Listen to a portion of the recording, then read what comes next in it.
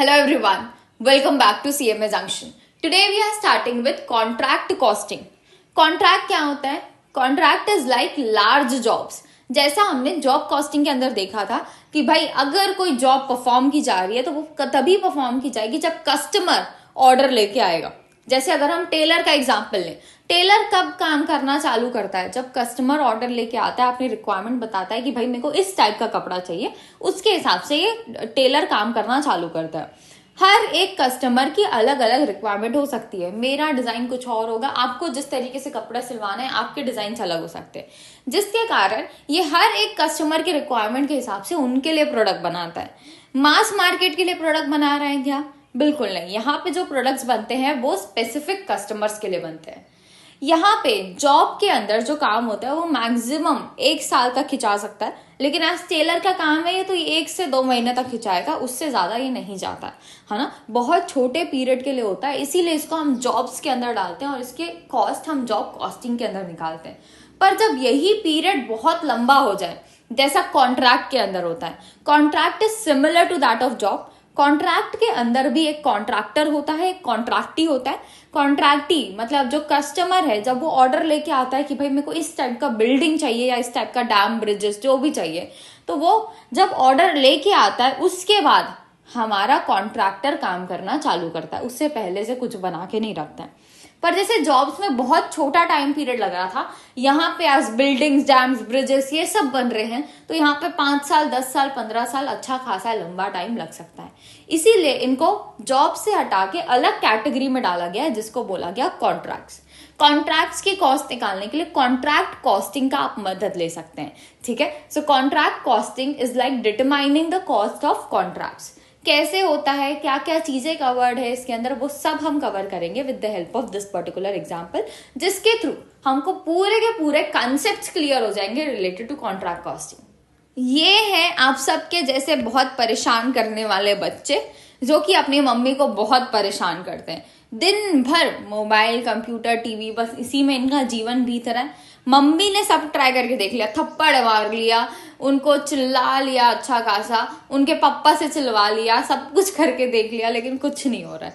ठीक है. तो एट लास्ट अब मम्मी ने क्या सोचा कि भाई इनको ये तो करवा, यहाँ से तो हटाना पड़ेगा, इनका फ्यूचर जो है पूरा बर्बाद होने वाला है अगर ये ऐसे ही लगे रहेंगे तो इन्होंने सोचा कि भाई देखो, बच्चों को बिना इंसेंटिव के तो मैं कुछ काम नहीं करवा सकती. अगर मेरे को इनसे काम करवाना है तो एक काम करते हैं, आज बच्चों को बहुत पैसे कमाने का शौक होता है ना, तो कुछ ऐसा काम कराते हैं जहाँ पे ये एफर्ट्स डाले और उस एफर्ट्स के बदले इनको पैसे मिले. ठीक है. तो इन्होंने सोचा कि हम इनसे बनवाएंगे ट्री हाउस. ट्री हाउस बनाने से ये नेचर के साथ भी जुड़ेंगे और साथ साथ एक इंसेंटिव मिलेगा उनको काम करने के लिए, तो वो मोटिवेटेड भी रहेंगे. तो इन्होंने बोला कि ये जो कॉन्ट्रैक्ट है, मतलब ये जो घर है, ट्री हाउस है, उसको बनाने के लिए ये बच्चों को देंगे 30,000 रुपए. आज 3 बच्चे हैं तो 10-10 हजार रुपए बांट लेंगे और ये ट्री हाउस बन के भी इनका तैयार हो जाएगा. ठीक है. तो 30,000 रुपए इन्होंने इसका प्राइस रखा और बोला कि भाई आओ बच्चों, ट्री हाउस बनाना है तुमको. तो बच्चे क्या बोलेंगे? नहीं बना रहे हम, क्या गंदा सा काम दे रही हो आप हमें, रहन दो, हम नहीं कर रहे, है ना. फिर उसके बाद मम्मी ने बोला कि भाई इसके तुमको पैसे मिलेंगे, तुमको पहली बार कुछ ऐसा काम मिल रहा है जिसमें तुम अर्न कर सकते हो. अब वो थोड़े से एक्साइटेड हुए, उन्होंने पूछा कि कितना पैसा मिलेगा, तो मम्मी ने बोला 30,000. तो बच्चे बड़े खुश हो गए कि भाई अच्छी बात है, चलो कुछ ऐसा काम दिया मम्मी ने पहली बार जिससे हम कुछ अच्छा काम कर रहे हैं, पैसे कमा पा रहे हैं, हमारा ही फायदा होने वाला है. तो उन्होंने बोला ठीक है बताओ क्या करना है.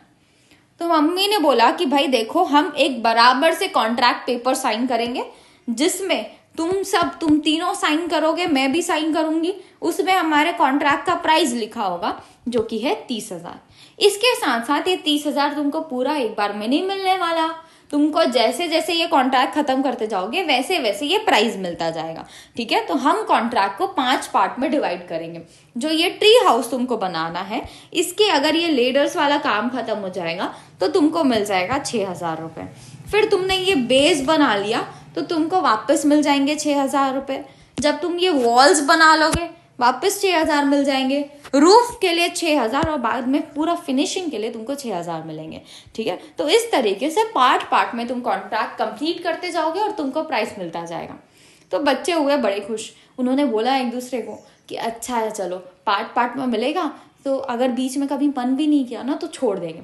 तो मम्मी ने बोला कि भाई देखो ऐसा तो नहीं होने वाला है, ठीक है, ये जो तुम काम कंप्लीट करोगे ना, जैसे 6,000 रुपए का काम तुमने कंप्लीट कर लिया, ये पूरा का पूरा 6,000 तुमको नहीं मिल जाएगा, इसमें से कुछ पैसे मैं रख लूंगी, तुमको कुछ पार्टी पैसा मिलेगा, तो 6,000 का काम खत्म हो गया तो 5,000 रुपए तुमको मिल जाएंगे।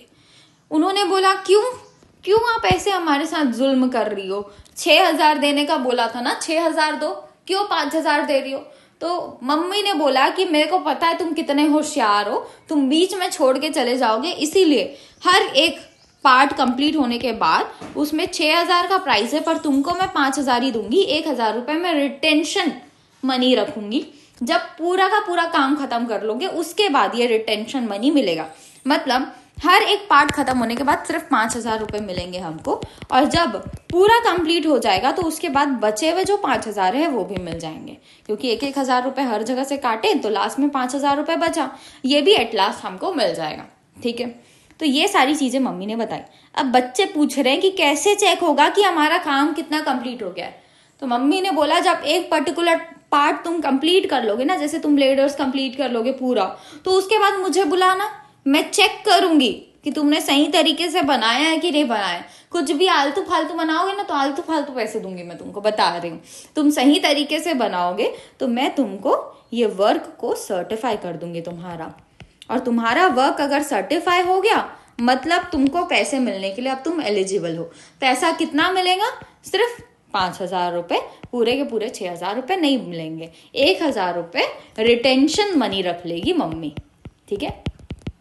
तो बच्चों ने पूछा कि यार मम्मी एक बात बताओ, हमने ये बना लिया और ये बनाना, बेस बनाना चालू कर दिया, अभी कंप्लीट नहीं हुआ है, पर हम तुमको देखने बुला रहे हैं ना, तो तुम आधा बेस में पैसा नहीं दे सकती क्या। तो वो मम्मी बोल रही है नहीं भाई ये सब नखरे मत करो मेरे साथ, जब पूरा पार्ट कंप्लीट हो जाएगा तभी पैसे मिलेंगे। तो तुम ब्लेडर्स बनाए और ये भी बना लिया तुमने तब तक, तो ये वर्क मैं देख के इसको सर्टिफाई कर दूंगी, सही रहेगा तो, और ये तुम्हारा अनसर्टिफाइड वर्क कहलाएगा, ठीक है। जब ये कंप्लीट हो जाएगा तब इसको तुम सर्टिफाइड वर्क के अंदर डाल देना, ठीक। इसके बाद अब बच्चे अगर ट्री हाउस बना रहे हैं तो उसमें खर्चा भी लगेगा, ऐसा तो नहीं है बिना खर्चे के काम हो जाएगा, कुछ ना कुछ खर्चा उनको लगने वाला है ना। तो जो भी खर्चा वो करेंगे उसको अगर ये वर्क सर्टिफाइड से माइनस करें, ठीक, वर्क जितना सर्टिफाई हो गया वो उनकी इनकम हो चुकी है, लेकिन उसमें जितना भी पैसा मिला हो पर वर्क सर्टिफाइड उनका काम हो चुका है, इसमें से अगर कॉस्ट इनकर्ड को माइनस करेंगे तो इनके पास प्रॉफिट आना चाहिए, पर ये प्रॉफिट नोशनल प्रॉफिट होगा, ना कि असली प्रॉफिट। नोशनल क्यों, क्योंकि असल में ये प्रॉफिट तभी अर्न करेंगे जब पूरा का पूरा काम खत्म हो जाएगा, है ना। पूरा का पूरा काम खत्म नहीं हुआ, इसलिए हम इसको नोशनल प्रॉफिट की तरह ट्रीट करेंगे, ठीक है। अब इसके बाद बच्चों ने बोला मम्मी एक बात बताओ कि अगले 2 दिन में अगर हम जो इसमें मटेरियल लगाने वाले हैं ना, इतनी सारी लकड़ियां, उसका प्राइस बढ़ गया तो हम क्या करेंगे। तो मम्मी ने बोला इतना टेंशन मत लो, ठीक है, तुम ना अगर कोई मटेरियल का तुम्हारा प्राइस बढ़ जा रहा है ना तो हम एक एस्केलेशन क्लॉज भी रखेंगे अपने कॉन्ट्रैक्ट में। ये एस्केलेशन क्लॉज बोलता है कि भाई अगर कोई मटेरियल का प्राइस अभी के सिचुएशन के हिसाब से आगे जाके फ्यूचर में प्राइस बढ़ जा रहा है तो वो बढ़ने का जो प्राइस है वो भी तुमको मिल जाएगा, जितना प्राइस बढ़ा होगा उसके अप्रोक्सीमेट प्राइस हम और तुम्हारा बढ़ा देंगे। जैसे मटेरियल अभी के टाइम पे 1,000 का मिल रहा है, आगे जाके 1,200 का हो गया तो 200 रुपए बढ़ गए ना, तो तुम्हारे कॉन्ट्रैक्ट के प्राइस में भी 200 रुपए बढ़ा दिया जाएगा। और अभी काम कंप्लीट नहीं हुआ है तो कंप्लीट जब तक नहीं होता काम तब तक तुम उसको वर्क इन प्रोग्रेस के नाम से बुला सकते हो, है ना।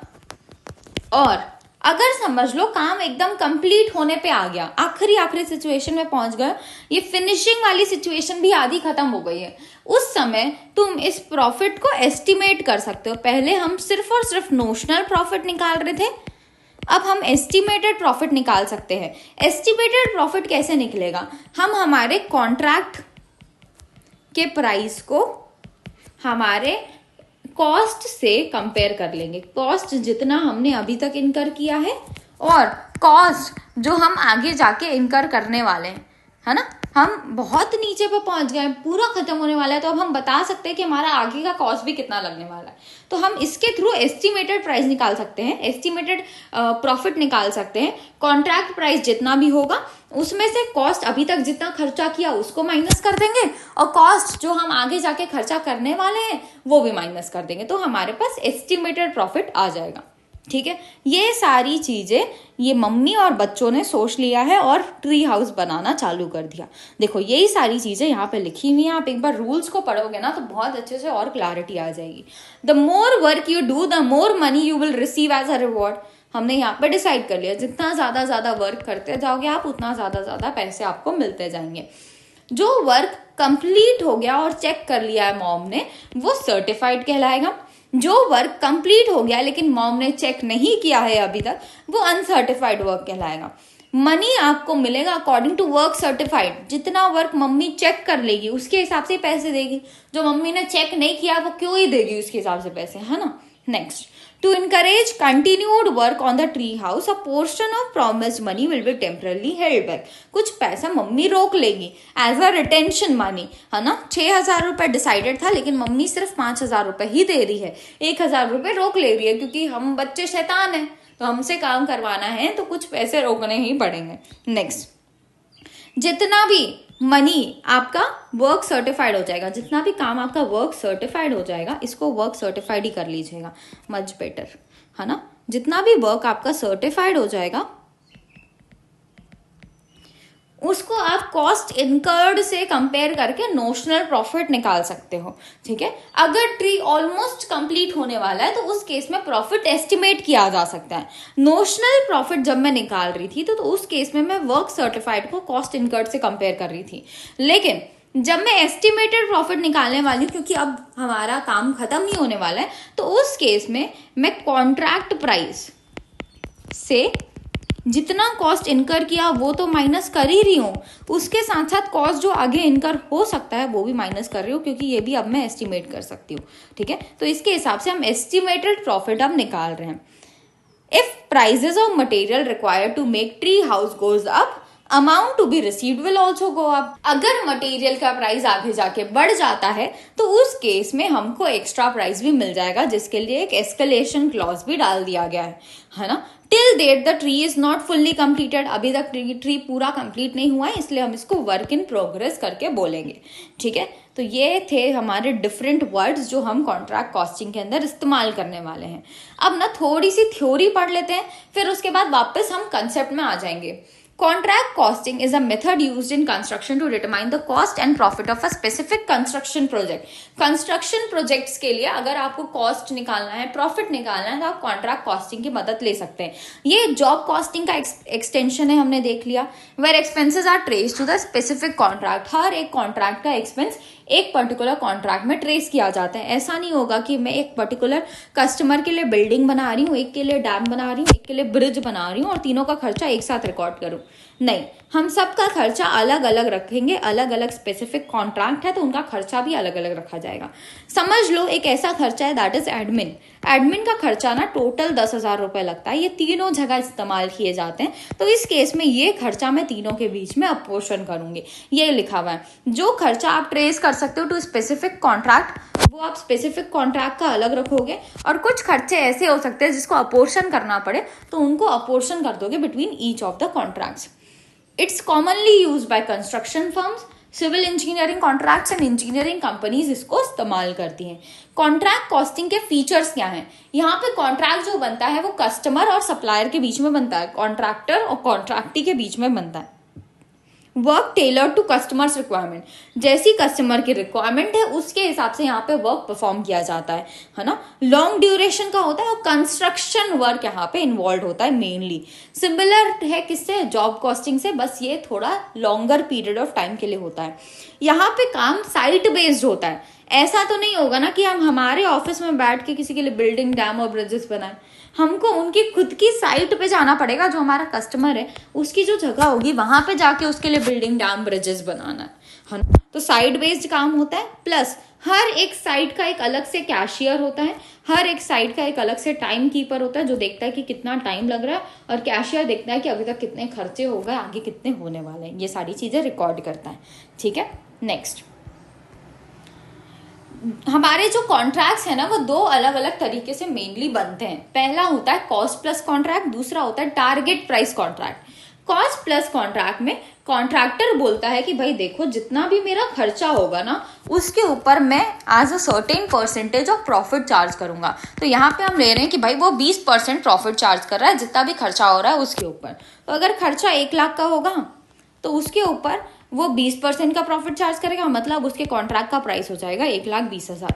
अगर खर्चा 2 लाख का हो रहा है तो उस केस में वो 40,000 एज प्रॉफिट चार्ज करेगा और 2,40,000 उसके कॉन्ट्रैक्ट का प्राइस हो जाएगा कॉस्ट प्लस कॉन्ट्रैक्ट के अंदर। टारगेट प्राइस कॉन्ट्रैक्ट क्या होता है? यहाँ पे कॉन्ट्रैक्ट ही बोलता है कि भाई देख हमको नहीं पता है कि तेरे को कितना खर्चा लग रहा है, तेरे को कितना प्रॉफिट हो रहा है, हमको इन सब झंझट में मत डाल, हमको एटलास्ट एक प्राइस बता, एग्जैक्ट अमाउंट कि भाई तू इतना चार्ज करेगा। तो यहाँ पे लेट्स से हमने 3 लाख रुपए सेट कर दिया कि ये कॉन्ट्रैक्ट का प्राइस है। अब इसमें कितना खर्चा लगना है, कितना प्रॉफिट होना है, ये सब किसके ऊपर है? कॉन्ट्रैक्टर के ऊपर है कि वो कितना खर्चा कर रहा है। अगर खर्चे कम कर देगा तो वो प्रॉफिट अपना बढ़ा सकता है। ठीक है, तो ये हमारे पास दो अलग अलग टाइप ऑफ कॉन्ट्रैक्ट्स हैं। Now moving towards most important part of your contract costing, इसको समझना बहुत ज्यादा जरूरी है अच्छे से। देखो क्या बोल रहा है, अगर प्रॉफिट और लॉस हो रहा है कॉन्ट्रैक्ट में, कॉन्ट्रैक्ट पूरी तरीके से कंप्लीट हो चुका है, उसके बाद मेरे को प्रॉफिट हो रहा है तो मैं उसको प्रॉफिट एंड लॉस अकाउंट में ले जाऊंगी क्रेडिट साइड में, और अगर लॉस हो रहा है तो debit side of profit and loss account में ले जाऊंगी। लेकिन अगर कॉन्ट्रैक्ट इनकम्प्लीट है, अभी इन प्रोसेस काम चल रहा है, पूरी तरीके से कंप्लीट नहीं हुआ है, तो क्या इस केस में प्रॉफिट बुक करूंगी ही नहीं जब तक काम कंप्लीट नहीं हो रहा है? बिल्कुल नहीं। क्यों? समझो, हमारे कॉन्ट्रैक्ट्स ना अच्छे लंबे पीरियड के लिए चलते हैं। अगर वो 5-6 साल के लिए भी चल रहे हैं ना, तो उस केस में मैं अपना प्रॉफिट को 5-6 साल के लिए नहीं रोक सकती, मेरे को इसको रिकॉर्ड करना जरूरी है ना। नहीं तो हमारे शेयर होल्डर्स परेशान हो जाएंगे, हमारे ओनर्स परेशान हो जाएंगे कि हम तो काम किए जा रहे हैं पर हमको कुछ मिल नहीं रहा है। जैसे हमने इस एग्जाम्पल में देखा था, इस एग्जाम्पल में अगर ये बच्चों को हम प्रॉफिट नहीं देंगे बीच में, इन बिटवीन, आज मम्मी तो पैसे दे रही है बीच में, अगर ये इसमें से कुछ प्रॉफिट नहीं निकाल पाएंगे बीच में तो वो बोलेंगे रहन दो भाई हम नहीं कर रहे काम, है ना। तो उनको काम कंटिन्यू रखने के लिए उनको प्रॉफिट कमाना जरूरी है। तो इसीलिए जब इनकम्प्लीट कॉन्ट्रैक्ट है तब भी प्रॉफिट को रिकॉर्ड किया जाता है। जैसे हमने बोला 5-6 साल के लिए अगर कॉन्ट्रैक्ट चल रहा है, हर एक साल में ईयर एंड होगा, हर एक ईयर एंड में चेक करो कि आपका कितना काम कंप्लीट हो गया है। जितना काम कंप्लीट हो गया उसके हिसाब से तुम प्रॉफिट ले सकते हो। कितना परसेंटेज काम कंप्लीट होना चाहिए तब कितना प्रॉफिट आपको चार्ज करने मिलेगा, वो हमको यहाँ पे बताया हुआ है। देखो, अगर हमारा काम जो कि वर्क सर्टिफाइड वाला है वो 25% से कम है, वर्क सर्टिफाइड वाला काम 25% से कम है, तो उस केस में कोई भी प्रॉफिट ट्रांसफर मत करना P&L अकाउंट में। क्यों मत करना? क्योंकि ये वाली सिचुएशन बहुत ही नाजुक है। अभी अभी तुमने काम चालू किया है, अभी अभी सिर्फ 25% से कम काम हुआ है, तो उस केस में श्योरिटी नहीं है कि हम पूरा का पूरा काम खत्म भी कर पाएंगे कि नहीं। तो इस सिचुएशन में प्रॉफिट बुक करना बेवकूफी होगी। तो इस सिचुएशन में हमको प्रॉफिट बुक नहीं करना है ना। जैसे अगर ये बच्चे सिर्फ लेडर्स बना के खुश हो जाएं कि भाई लेडर्स बना लिए हमने, 6,000 रुपए 5,000 रुपए मम्मी से मिलने वाले हैं, तो हम क्या करते हैं ना, 2,000 रुपए तो हमारा खर्चा हुआ है, 3,000 रुपए प्रॉफिट चलो बांट लेते हैं एक दूसरे के बीच में। अगर ये ऐसे करेंगे ना तो उस केस में आगे का काम कैसे कंप्लीट कर पाएंगे? नहीं कर पाएंगे। उनको आगे का काम कंप्लीट करने के लिए भी पैसे चाहिए, क्योंकि उनके गुल्लक के काम से सिर्फ लेडर्स वाली चीज हो सकती थी, उसके आगे के काम के लिए उनको पैसे चाहिए। वो पैसे कहाँ से मिलेंगे? यही जो बचे हुए पैसे हैं उसी पैसे को उनको इस्तेमाल करना पड़ेगा। इसीलिए इस टाइम पे प्रॉफिट डिस्ट्रीब्यूट करना बहुत ही गलत हो जाएगा। नेक्स्ट, अगर आपका काम 25% के इक्वल या उससे ज्यादा लेकिन 50% से कम कंप्लीट हो चुका है, तो उस केस में अब थोड़ी सी सर्टेनिटी आ गई है कि हाँ भाई हमने अच्छा खासा काम कंप्लीट कर लिया, तो उस सिचुएशन पे आप 1/3 ऑफ नोशनल प्रॉफिट ट्रांसफर कर सकते हो अपने P&L अकाउंट में। नोशनल प्रॉफिट क्या होता है? नोशनल प्रॉफिट मतलब जितना भी वर्क मेरा सर्टिफाइड है माइनस जितना भी कॉस्ट मैंने इनकर किया है ना, ये मेरा नोशनल प्रॉफिट होता है। इसका 1/3 पार्ट हम P&L में ट्रांसफर कर सकते हैं, पर पूरा का पूरा नोशनल प्रॉफिट का 1/3 पार्ट भी P&L में नहीं जाएगा, क्योंकि देखो कैश भी तो हमको पूरा नहीं रिसीव हुआ ना, हमारा जितना वर्क सर्टिफाइड है उसमें से कुछ पोर्शन ही हमको कैश मिला। जैसे बच्चों वाला केस जो ट्री हाउस बन रहा था, वहां पे उनको सिर्फ और सिर्फ 5,000 रुपए मिले, भले उनका वर्क सर्टिफाइड 6,000 का था। तो ये प्रपोर्शन भी लेना जरूरी है। हम क्या करेंगे, हम 1/3 ऑफ नोशनल प्रॉफिट लेंगे मल्टीप्लाइड बाय जितना कैश हमको रिसीव हो गया है। बच्चों के केस में उनको 5,000 रुपए मिल गए, डिवाइडेड बाय कितना उनका वर्क सर्टिफाइड है। तो इसका प्रपोर्शन लेना भी हमारे लिए जरूरी हो जाता है, क्योंकि कैश हमको कम मिला है as compare to our work certified. ठीक है, नेक्स्ट, अगर मेरा काम 50% या उससे ज्यादा हो गया लेकिन 90% से कम है, मतलब अब बहुत सारी सर्टेनिटी आ गई है। पहले 1/3 प्रॉफिट नोशनल प्रॉफिट तुमने ट्रांसफर किया था P&L अकाउंट में, अब तुम 2/3 of notional profit multiplied by cash received upon work certified, ये पार्ट तुम अब P&L अकाउंट में ट्रांसफर कर सकते हो। ठीक है, नेक्स्ट, अब अगर आपका कॉन्ट्रैक्ट ऑलमोस्ट कंप्लीट हो गया है, ऑलमोस्ट कंप्लीट मतलब 90% या उससे ज्यादा हो गया है, तो उस केस में हम एस्टिमेटेड प्रॉफिट के हिसाब से यहाँ पे बांटते हैं, P&L अकाउंट में लेके जाते हैं। ठीक है, अब एस्टिमेटेड प्रॉफिट क्या होता है, हमने अभी देखा था। एस्टिमेटेड प्रॉफिट मतलब कॉन्ट्रैक्ट का प्राइस में से जब मैं कॉस्ट इनकर्ड को हटा देती हूँ और साथ साथ आगे होने वाले खर्चों को भी हटा देती हूँ। एज 90% वाली सिचुएशन पे पहुंच चुके हैं हम, तो अब हम पता कर सकते हैं कि आगे हमको अप्रॉक्स कितना खर्चा होने वाला है, तो इसके हिसाब से हम एस्टिमेटेड प्रॉफिट निकाल सकते हैं। ठीक, एस्टिमेटेड प्रॉफिट पूरा का पूरा P&L अकाउंट में जाएगा क्या? बिल्कुल नहीं, यहाँ पे भी कुछ proportion of estimated profit P&L account में ट्रांसफर किया जाएगा। जब तक काम पूरा कंप्लीट नहीं होता तब तक पूरा प्रॉफिट तुम नहीं ट्रांसफर कर सकते, है ना। तो एस्टिमेटेड प्रॉफिट का कौन सा प्रपोर्शन जाएगा, तो 4 अलग अलग फॉर्मूला है प्रपोर्शन निकालने के लिए। पहला, एस्टिमेटेड प्रॉफिट को work certified upon contract price से कंपेयर करो, क्योंकि देखो अब हमको कैश से ज्यादा मतलब नहीं है ना। अब हमको ऐसा लग रहा है कि कैश तो मिल ही जाएगा, तो वर्क सर्टिफाइड से ले लेते हैं, और एज अब कॉन्ट्रैक्ट कंप्लीट होने वाला है तो वर्क सर्टिफाइड को नीचे रख के क्या ही करेंगे, अब हम कॉन्ट्रैक्ट प्राइस को नीचे ले लेते हैं, है ना। पहले हमने क्या किया था, cash received upon work certified किया था, अब हम work certified upon contract price कर रहे हैं। दूसरा फॉर्मूला आप जो इस्तेमाल कर सकते हैं वो होगा एस्टिमेटेड प्रॉफिट को cash received upon contract price कर दो। अब वर्क सर्टिफाइड को क्यों ही लेना, है ना। इस सिचुएशन में हमारा काम पूरी तरीके से कंप्लीट होने वाला है, तो हम बोलेंगे cash received upon contract price. ये वर्क सर्टिफाइड तो कट जाएगा, तो हमारे पास वही बचेगा, cash received upon contract price का प्रपोर्शन ले लो। दूसरा फॉर्मूला है। तीसरा फॉर्मूला बोलता है कि भाई एस्टिमेटेड प्रॉफिट ना कॉस्ट के प्रपोर्शन में लो, कितना कॉस्ट तुमने इनकर कर लिया डिवाइडेड बाय टोटल कितना खर्चा तुम करने वाले हो, है ना। तो यहाँ पे कॉस्ट का प्रपोर्शन भी लेंगे और साथ साथ कैश रिसीव्ड का भी प्रपोर्शन लेंगे, cash received upon work certified. चौथा फॉर्मूला बोलता है कि भाई एस्टिमेटेड प्रॉफिट जो है ना उसको कॉस्ट के प्रपोर्शन में ही ले लो, टोटल कॉस्ट आपने कितना इनकर किया डिवाइडेड बाय पूरा टोटल कॉस्ट जो हमको लग सकता है ना। तो ये 4 अलग अलग फॉर्मूले हैं। अब हमको कौन सा इस्तेमाल करना है, तो जब अगर 90% और मोर वाली सिचुएशन आएगी तो आपको चारों के चारों फॉर्मूले से आंसर निकाल के दिखाना पड़ेगा। तो आपको ये चारों के चारों फॉर्मूले याद आने चाहिए, समझ आने चाहिए। आप अलग अलग तरीके से याद रख सकते हो। जैसे एस्टिमेटेड प्रॉफिट जो है फर्स्ट सिचुएशन में वर्क सर्टिफाइड के प्रपोर्शन में निकलेगा, और वर्क सर्टिफाइड का प्रपोर्शन ले रही हूँ तो वर्क सर्टिफाइड के नीचे तो मैं कॉन्ट्रैक्ट प्राइस ही रखूंगी, ऑफ कोर्स सी बात है। दूसरा सिचुएशन में एस्टिमेटेड प्रॉफिट को cash received upon contract price के सिचुएशन पे लूंगी। तीसरा सिचुएशन जहां पे मैं एस्टिमेटेड प्रॉफिट कॉस्ट का प्रपोर्शन और साथ साथ cash received upon work certified के प्रपोर्शन में लूंगी। चौथा सिचुएशन जहां पे मैं एस्टिमेटेड प्रॉफिट को सिर्फ कॉस्ट के प्रपोर्शन में लूंगी। ऐसे करके आप याद रख सकते हो, ठीक है। Now moving towards illustration number 13, जिसके थ्रू हम पूरा का पूरा कॉन्ट्रैक्ट अकाउंट को समझेंगे। देखो, हम जितने भी कॉस्ट अकाउंटिंग के अंदर चीजें पढ़ते हैं ना, नॉर्मली हमारे अकाउंट्स नहीं बनते हैं, अकाउंट्स हम नहीं बनाते पूरा डेबिट क्रेडिट वाला ज्यादातर सिचुएशन पे। पर कॉन्ट्रैक्ट के लिए हम पूरा एक अकाउंट बनाएंगे जहां पे डेबिट क्रेडिट लिखेंगे, सारे एक्सपेंसेस को डेबिट साइड में लिखेंगे, सारे इनकम्स को क्रेडिट साइड में लिखेंगे, ठीक है। देखो, एक कॉन्ट्रैक्टर है जिसने वर्क कमेंस किया on a particular contract on 1 April 2022 को उसने काम करना चालू किया है। He usually closes his books of account for the year on 31 December of each year. वो अपनी बुक्स क्लोज करता है the following information is revealed from his cost records on 31 December 2022। उसके ये सारी इन्फॉर्मेशन हमको दी हुई है। सबसे इंपॉर्टेंट बात, पूरे साल भर काम चल रहा है क्या? नहीं, हम 1 अप्रैल से काम चालू कर रहे हैं, मतलब अप्रैल, मई, जून, जुलाई, अगस्त, सितंबर, अक्टूबर, नवंबर, दिसंबर, हम 9 महीने काम करने वाले हैं। ठीक है, इस पर्टिकुलर ईयर में सिर्फ 9 मंथ्स हम काम करने वाले हैं, तो ये ध्यान रखना हमारे लिए जरूरी है। ठीक, नेक्स्ट, अभी तक मतलब हमारे 31 दिसंबर तक हमने मटेरियल का खर्चा किया 43,000, जूनियर इंजीनियर हमको लगा 12,620 का, लेबर लगा 1,02,220 का।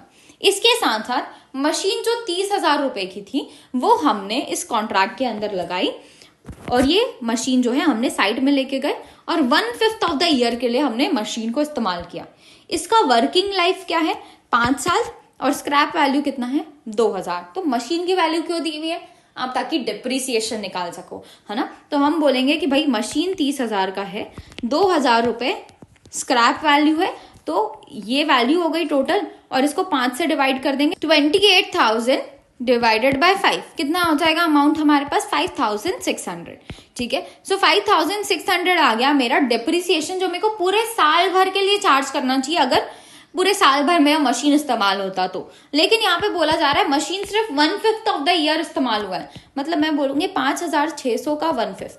ठीक है, सो 5,600 का अगर हम 1/5 निकालें तो ये आता है 1,120 एज डिप्रिसिएशन हम चार्ज करेंगे। ठीक, a supervisor is paid 2,000 per month. मैं सुपरवाइजर को पे कर रही हूँ और उसने सिर्फ हाफ ऑफ द टाइम इस पर्टिकुलर कॉन्ट्रैक्ट में दिया है। पहली बात तो पर मंथ में 2,000 रुपए पे कर रही हूँ, ध्यान रखना पूरे साल भर के लिए नहीं पेमेंट कर रहा है, हम सिर्फ 9 महीने के लिए काम करा रहे हैं, तो हम 2,000 मल्टीप्लाइड बाय 9 करेंगे, और एज इसको मैं ये सिर्फ हाफ टाइम अपना दे रहा है, तो इसमें से हाफ ही हम चार्ज करेंगे सुपरवाइजर का कॉस्ट इस पर्टिकुलर कॉन्ट्रैक्ट में। ठीक, next, all other expenses were 14,000, बाकी सारे एक्सपेंसेस 14,000 है। मटेरियल ऑन साइट 2,500, मतलब मेरा मटेरियल मैं 43,000 साइट में लेके गई थी, इसमें से बच कितना गया है साल के एंड में? 2,500 बच गया। मतलब अगर मैं 43,000 को 2,500 से माइनस करूं तो 40,500 का मटेरियल ही मैंने एट लास्ट इस्तेमाल किया अपने कॉन्ट्रैक्ट में। Next, contract price was 4 lakh का कॉन्ट्रैक्ट है on 31 December 2022। 2/3 of the contract was completed. However, the architect gave certificate only for 2 lakh. हमारे आर्किटेक्ट ने हमको सिर्फ 2 लाख के लिए सर्टिफिकेट दिया है, हमारा 2/3 काम कंप्लीट हो गया, फिर भी हमको सिर्फ 2 लाख का सर्टिफिकेशन मिला है। ठीक है, 2 लाख का सर्टिफिकेशन मिला 4 लाख में से, मतलब वर्क सर्टिफाइड कितना हो गया? Work certified is 50%। ठीक है, ऑन विच 80% वॉज पेड। इसमें से कैश रिसीव कितना हुआ? 22 लाख का 80%, दैट इज इक्वल टू 1,60,000 का मेरे को कैश रिसीव हुआ। इसकी मदद से आपको कॉन्ट्रैक्ट अकाउंट बनाना है। तो अब जितनी भी इंफॉर्मेशन मैंने आपको बताई कैलकुलेट करके, उसको अब प्रॉपर वे में वर्किंग नोट की मदद से हम चीजों को निकालेंगे। ठीक है, वर्किंग नोट 1, पहले वर्किंग नोट बना लेंगे ना तो हमारा आंसर बहुत ज्यादा सिंपल हो जाएगा हमारे लिए। स्टार्टिंग विथ सबसे पहली प्रॉब्लम थी हमारी डेप्रिसिएशन वाली, तो डेप्रिसिएशन कैलकुलेट कर लेते हैं। डेप्रिसिएशन ऑन मशीन कैसे निकलेगा? हमारी मशीन 30,000 की है, 2,000 रुपए इसकी स्क्रैप वैल्यू है, divided by 5 that is equal to 5,600 पर एनम बेसिस में डेप्रिसिएशन चार्ज करना चाहिए। लेकिन एज हम इस मशीन को सिर्फ 1/5 ऑफ द ईयर के लिए इस्तेमाल करने वाले हैं, तो इस केस में ये डेप्रिसिएशन भी 1/5 ऑफ द ईयर ही हम चार्ज करेंगे इस पर्टिकुलर कॉन्ट्रैक्ट के इस ईयर के लिए। 5,600 multiplied by 1/5 is equal to 1,120 मेरा हो गया डेप्रिसिएशन। ठीक है, नेक्स्ट वर्किंग नोट नंबर 2। अब आता है हमारे पास सुपरवाइजर का सैलरी 2,000 पर मंथ बोला है, और as half of the time वो कॉन्ट्रैक्ट में दे रहा है, तो सुपरवाइजर का सैलरी हम कैसे निकालेंगे? 2,000 मल्टीप्लाइड बाय 12 करूं क्या? नहीं, सिर्फ 9 महीने के लिए काम हो रहा है, तो 9 महीने ही हम यहाँ पे लेंगे, मल्टीप्लाइड बाय सिर्फ 1/2 ऑफ द टाइम वो यहाँ पे दे रहा है ना। So 2,000 multiplied by 9 is 18,000, divided by 2 is 9,000 rupees supervisor का सैलरी। अब अदर एक्सपेंसेस में 14,000 है, वो तो डायरेक्टली दिया हुआ है। मटेरियल ऑन साइट भी 2,500 डायरेक्टली दिया हुआ है। कॉन्ट्रैक्ट प्राइस है मेरा 4 lakh. On 31 December 2022 2/3 of the contract मेरा कंप्लीट हो गया, लेकिन आर्किटेक्ट ने सर्टिफिकेट कितना दिया है फॉर 2 लाख। तो हमारा वर्किंग नोट नंबर 3, जहाँ पे हम वर्क सर्टिफाइड का परसेंटेज निकालने वाले हैं, ठीक है। वर्क सर्टिफाइड मेरा कितना है 2 lakh. Percentage of work certified कितना है? परसेंटेज ऑफ वर्क सर्टिफाइड जानना क्यों जरूरी है? क्योंकि इसी के हिसाब से तो हम फॉर्मूला लगाते हैं, जितना वर्क सर्टिफाइड होगा उसी के हिसाब से हमारा प्रॉफिट ट्रांसफर होता है टू P&L अकाउंट, है ना। तो 2 lakh divided by 4 lakh, as contract price 4 lakh है, मल्टीप्लाइड बाय 100, तो इसके हिसाब से मेरे पास आ गया 50%। 50% मेरा वर्क सर्टिफाइड है। तो वो कौन सी सिचुएशन में आ रहा है? 50% से लेके 90% वाली सिचुएशन पे, है ना, 90% से कम वाली सिचुएशन पे। तो 2/3 of notional profit multiplied by cash received upon work certified मैं ट्रांसफर करूंगी टू P&L अकाउंट, ठीक है। तो नोशनल प्रॉफिट वगैरह हम जब अकाउंट बनाएंगे तो वहां पे कैलकुलेट करेंगे। 50% मेरा वर्क सर्टिफाइड आ गया, ठीक है। 80% मेरे को कैश पे हो रहा है। कैश रिसीव्ड कितना है?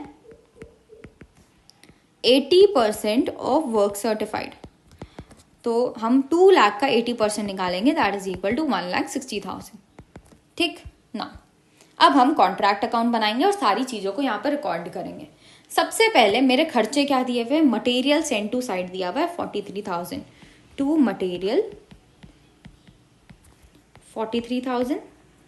नेक्स्ट हमको दिया हुआ है जूनियर इंजीनियर का salary to junior engineer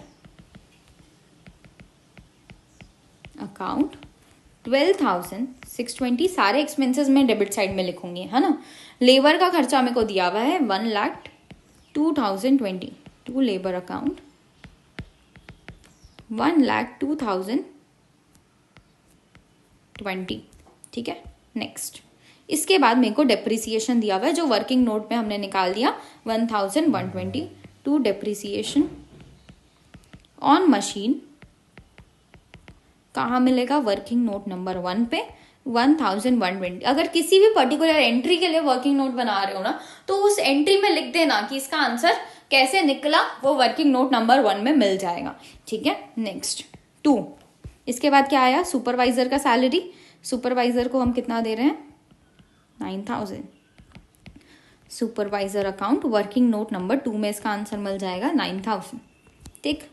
supervisor के सैलरी के बाद हमारे पास अदर एक्सपेंसेस दिए हुए हैं 14,000 टू अदर एक्सपेंसेस अकाउंट 14,000। और इसके बाद मेरे को दिया हुआ है मटेरियल ऑन साइट 2,500। दो चीजें आप कर सकते हो मटेरियल ऑन साइट के साथ, या तो डायरेक्टली 43,000 से माइनस कर दो, दूसरी चीज आप यहाँ पे बाय साइड में लिख दो। दोनों सिचुएशन में वो माइनस ही हो रहा है ना। तो बाय मटेरियल ऑन साइट कितना है? 2,500। नेक्स्ट इसके अलावा और कोई खर्चे दिए हुए हैं क्या हमको? नहीं, हमने सारे के सारे खर्चे रिकॉर्ड कर लिए, है ना। सारे खर्चे रिकॉर्ड हो गए, तो खर्चों का टोटल करो। 43,000 plus 12,620 plus 1,02,220 plus 1,120 plus 9,000 plus 14,000, ठीक, minus 2,500, that is equal to मेरे पास टोटल खर्चा आ रहा है 177,460। प्रेजेंटेशन बहुत अच्छे से समझना, जैसे हमारे इंस्टीट्यूट के मैट में दिया है ना, हम वो ही प्रेजेंटेशन प्रेफर करेंगे, है ना। Bye cost of construction carried down, ये मेरा कॉस्ट है कंस्ट्रक्शन का। ये कैसे निकला? बैलेंसिंग फिगर है ये, ठीक। तो बैलेंसिंग फिगर के हिसाब से मैंने कॉस्ट ऑफ कंस्ट्रक्शन निकाल लिया। इसको मैं टोटल कर सकती हूँ। यहाँ पे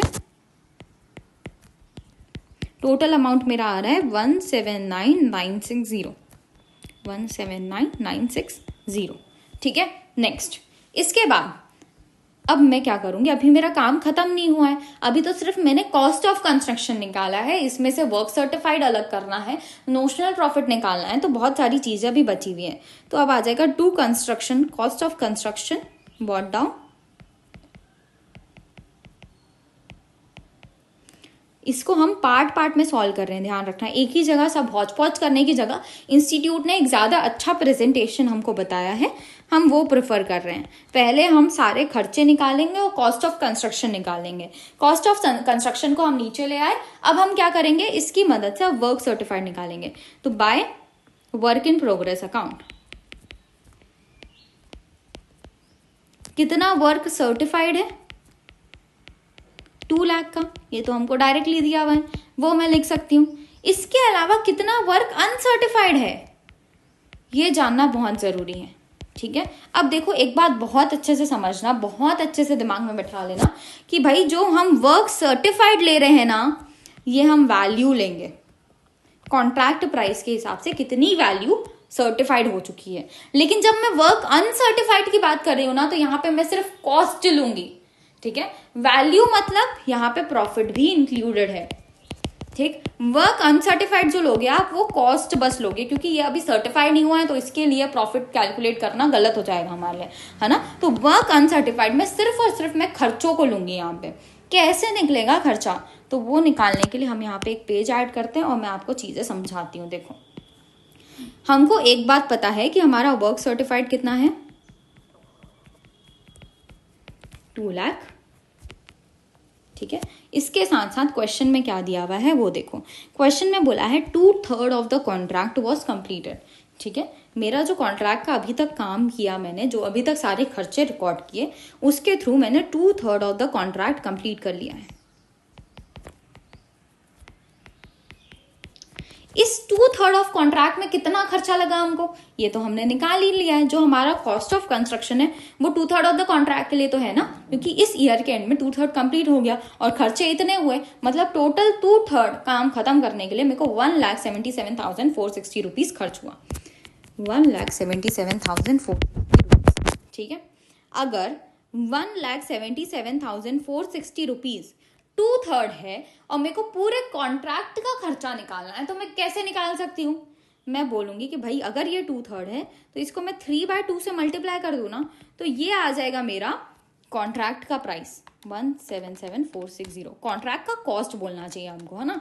कॉन्ट्रैक्ट का कॉस्ट आ जाएगा मेरे पास 1,77,460 multiplied by 3 divided by 2, that is equal to 266,190।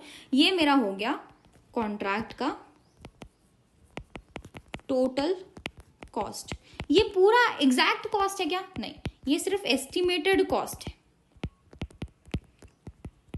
ठीक है। एस्टिमेटेड कॉस्ट है। कैसे हमने निकाला, हमने बोला कि अगर मेरा कॉन्ट्रैक्ट 2/3 अभी कंप्लीट है, 2/3 कंप्लीट करने में मेरे को टोटल खर्चा कितना लगा, 1,77,460 मेरे को खर्चा लगा, ठीक है। तो अगर 2/3 कंप्लीट में 1,77,460 लग रहा है, तो पूरे कॉन्ट्रैक्ट कंप्लीट करने में एस्टिमेटेड कॉस्ट कितनी लगेगी, मल्टीप्लाई किया मैंने 3 से, डिवाइड किया 2 से, तो ये मेरा आ गया एस्टिमेटेड कॉस्ट, ठीक है। अब बोला जा रहा है कि हमने वर्क सर्टिफाइड का परसेंटेज निकाला था ना, कितना था, 50%, है ना। 50% था, तो मतलब ये जो खर्चे हैं इसमें से 50% मेरा कंप्लीट हो गया होगा, ठीक है। तो ये मैं बोलूंगी कि भाई वर्क सर्टिफाइड का कॉस्ट कितना होगा, वर्क सर्टिफाइड का कॉस्ट होगा 2,66,190 मल्टीप्लाइड बाय 50%, ठीक। तो इसका मैं 50% अगर निकालूं तो ये आता है 133,095, ठीक। अभी तक मैंने खर्चे किए हैं 1,77,460, लेकिन इसमें से सर्टिफाइड वाले खर्चे सिर्फ 1,33,095 हुआ है, मतलब बचा हुआ क्या होगा, अनसर्टिफाइड, ठीक है। So cost of work uncertified is equal to, अभी तक के टोटल खर्चे कितने हैं, 177,460 माइनस मेरा वर्क सर्टिफाइड का खर्चा कितना है, 133,095, ठीक है। दैट इज इक्वल टू 177,460 को अगर मैं माइनस करूँ 133,095 से, तो ये आता है 44,365 इज माई वर्क अनसर्टिफाइड। इसको हम देंगे वर्किंग नोट नंबर 4 का नाम, ठीक है। अब देखो बहुत अच्छे से समझना, दो अलग अलग चीजें हैं। जब हम वर्क सर्टिफाइड लेते हैं तो वो वैल्यू के हिसाब से लेते हैं, और क्वेश्चन में आपको वैल्यू ही दी हुई है, बोला गया अलग से कि however the architect gave certification only for 2 lakh, और आर्किटेक्ट हमको कॉन्ट्रैक्ट प्राइस में से ही सर्टिफिकेशन देता है। तो इसको मैं कॉन्ट्रैक्ट प्राइस से कंपेयर करके देखी तो ये कितना आया, 50% वर्क सर्टिफाइड था मेरा, है ना। अब हम बोल रहे हैं कि हमारा जो क्वेश्चन में दिया है उसके हिसाब से बोला जा रहा है कि 2/3 ऑफ द कॉन्ट्रैक्ट कंप्लीटेड है, और हमको वर्क सर्टिफाइड को किस तरीके से शो करना पड़ता है, कॉस्ट में शो करना पड़ता है। सर्टिफाइड को मैं वैल्यू में शो करती हूँ और वर्क अनसर्टिफाइड को मैं कॉस्ट में शो करती हूँ, क्योंकि ये तो अभी चेक ही नहीं हुआ, इसको प्राइस में शो करना गलत हो जाएगा, है ना। तो हम इसका सिर्फ कॉस्ट शो करते हैं। कैसे निकलेगा कॉस्ट, हमने बोला कि 2/3 ऑफ द कॉन्ट्रैक्ट कंप्लीटेड है, जिसके लिए खर्चा कितना हुआ, 1,77,460। अब 1,77,460 खर्चा हुआ है, तो ये 2/3 है। अब मेरे को टोटल कॉन्ट्रैक्ट में एस्टिमेटेड कॉस्ट कितना लग सकता है वो निकालने के लिए मैंने क्या किया, 3/2 कर दिया इसको। तो इसके हिसाब से मेरे पास टोटल एस्टिमेटेड कॉस्ट आ गई। अब टोटल एस्टिमेटेड कॉस्ट में as 50% of the contract price मेरा कंप्लीट हो गया, तो हम ये मानेंगे ना कि भाई अगर 50% of the contract price complete हो गया है, मतलब 50% खर्चे भी हमारे लग चुके होंगे, है ना। तो 2,66,190 का 50% मेरा वर्क सर्टिफाइड है, दैट इज इक्वल टू 1,33,095। ना मैंने कॉन्ट्रैक्ट कंप्लीट किया अभी तक 1,77,460 का, मेरा वर्क सर्टिफाइड है 1,33,095 का, मतलब मेरे पास कॉस्ट ऑफ वर्क अनसर्टिफाइड कितना आ गया, 44,365। ठीक है, तो ये हमने निकाल लिया कॉस्ट ऑफ वर्क अनसर्टिफाइड। इसको मेरे को और क्लैरिफाई करना चाहिए कि भाई यहाँ पे हमारा जो वर्क सर्टिफाइड है उसका वैल्यू शो करते हैं हम, वैल्यू ऑफ वर्क सर्टिफाइड, और हमारा जो वर्क अनसर्टिफाइड है उसका हम कॉस्ट शो करते हैं, कॉस्ट ऑफ वर्क अनसर्टिफाइड। ठीक है, तो ये बहुत अच्छे से ध्यान रखना कि ये कॉस्ट है। ठीक, ये हम डालेंगे वर्किंग नोट नंबर 4 पे। अमाउंट कितना है इसका, 44,365। डन। तो हमने रिकॉर्ड कर दिया हमारा वर्क इन प्रोग्रेस कितना है, ठीक, और हमने रिकॉर्ड कर दिया अभी तक मेरे खर्चे कितने हुए। अब एक बात को ध्यान से समझना, ये जो कॉस्ट ऑफ कंस्ट्रक्शन मेरे को दिया हुआ है, इस कॉस्ट ऑफ कंस्ट्रक्शन में कौन कौन से खर्चे इंक्लूडेड हैं। जो कॉस्ट मेरे को वर्क सर्टिफाइड वाले काम को करने में लगा वो खर्चा इंक्लूडेड है, जो कॉस्ट मेरे को वर्क अनसर्टिफाइड वाले काम को करने में लगा वो इंक्लूडेड है। मतलब दोनों के दोनों खर्चे यहाँ इंक्लूडेड है, ये तो मानते हो ना। हाँ, तो देखो अब यहाँ पे अगर मैं इस साइड में वापस कॉस्ट ऑफ वर्क अनसर्टिफाइड लिख दूं तो इससे क्या हो रहा है, यहाँ पे वर्क अनसर्टिफाइड का खर्चा लिखा है, वापस यहाँ पे भी वर्क अनसर्टिफाइड का खर्चा लिखा है, दोनों एक दूसरे से माइनस होकर 0 हो जाएंगे। ठीक है, तो कॉस्ट ऑफ वर्क अनसर्टिफाइड तो बचा ही नहीं। एट लास्ट मेरे पास यहाँ पे क्या बचेगा, अगर मैं इसको माइनस कर दूं यहाँ से तो मेरे पास क्या बचा, कॉस्ट ऑफ वर्क सर्टिफाइड। मैं क्या कर रही हूँ एट लास्ट, ये कॉस्ट ऑफ वर्क अनसर्टिफाइड यहाँ से माइनस हो गया और यहाँ से 44,365 माइनस हो गया। क्यों, क्योंकि मैंने यहाँ पे एक एंट्री कर दी कॉस्ट ऑफ वर्क अनसर्टिफाइड की। तो अब मेरे पास एट लास्ट इस खर्चे में क्या बचा, सिर्फ कॉस्ट ऑफ वर्क सर्टिफाइड। तो मैं क्या कर रही हूँ अब देखो, एट लास्ट मैं कॉस्ट ऑफ वर्क सर्टिफाइड को वैल्यू ऑफ वर्क सर्टिफाइड से कंपेयर करके देख रही हूँ और फिर नोशनल प्रॉफिट निकाल रही हूँ।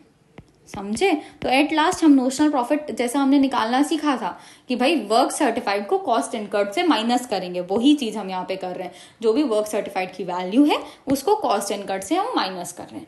ठीक है, तो इसकी मदद से मेरे पास क्या आ जाएगा, नोशनल प्रॉफिट। नोशनल प्रॉफिट निकाल लेते हैं, 2,44,365 minus 1,77,460 that is equal to 66,905 मेरा नोशनल प्रॉफिट यहाँ पे आ रहा है।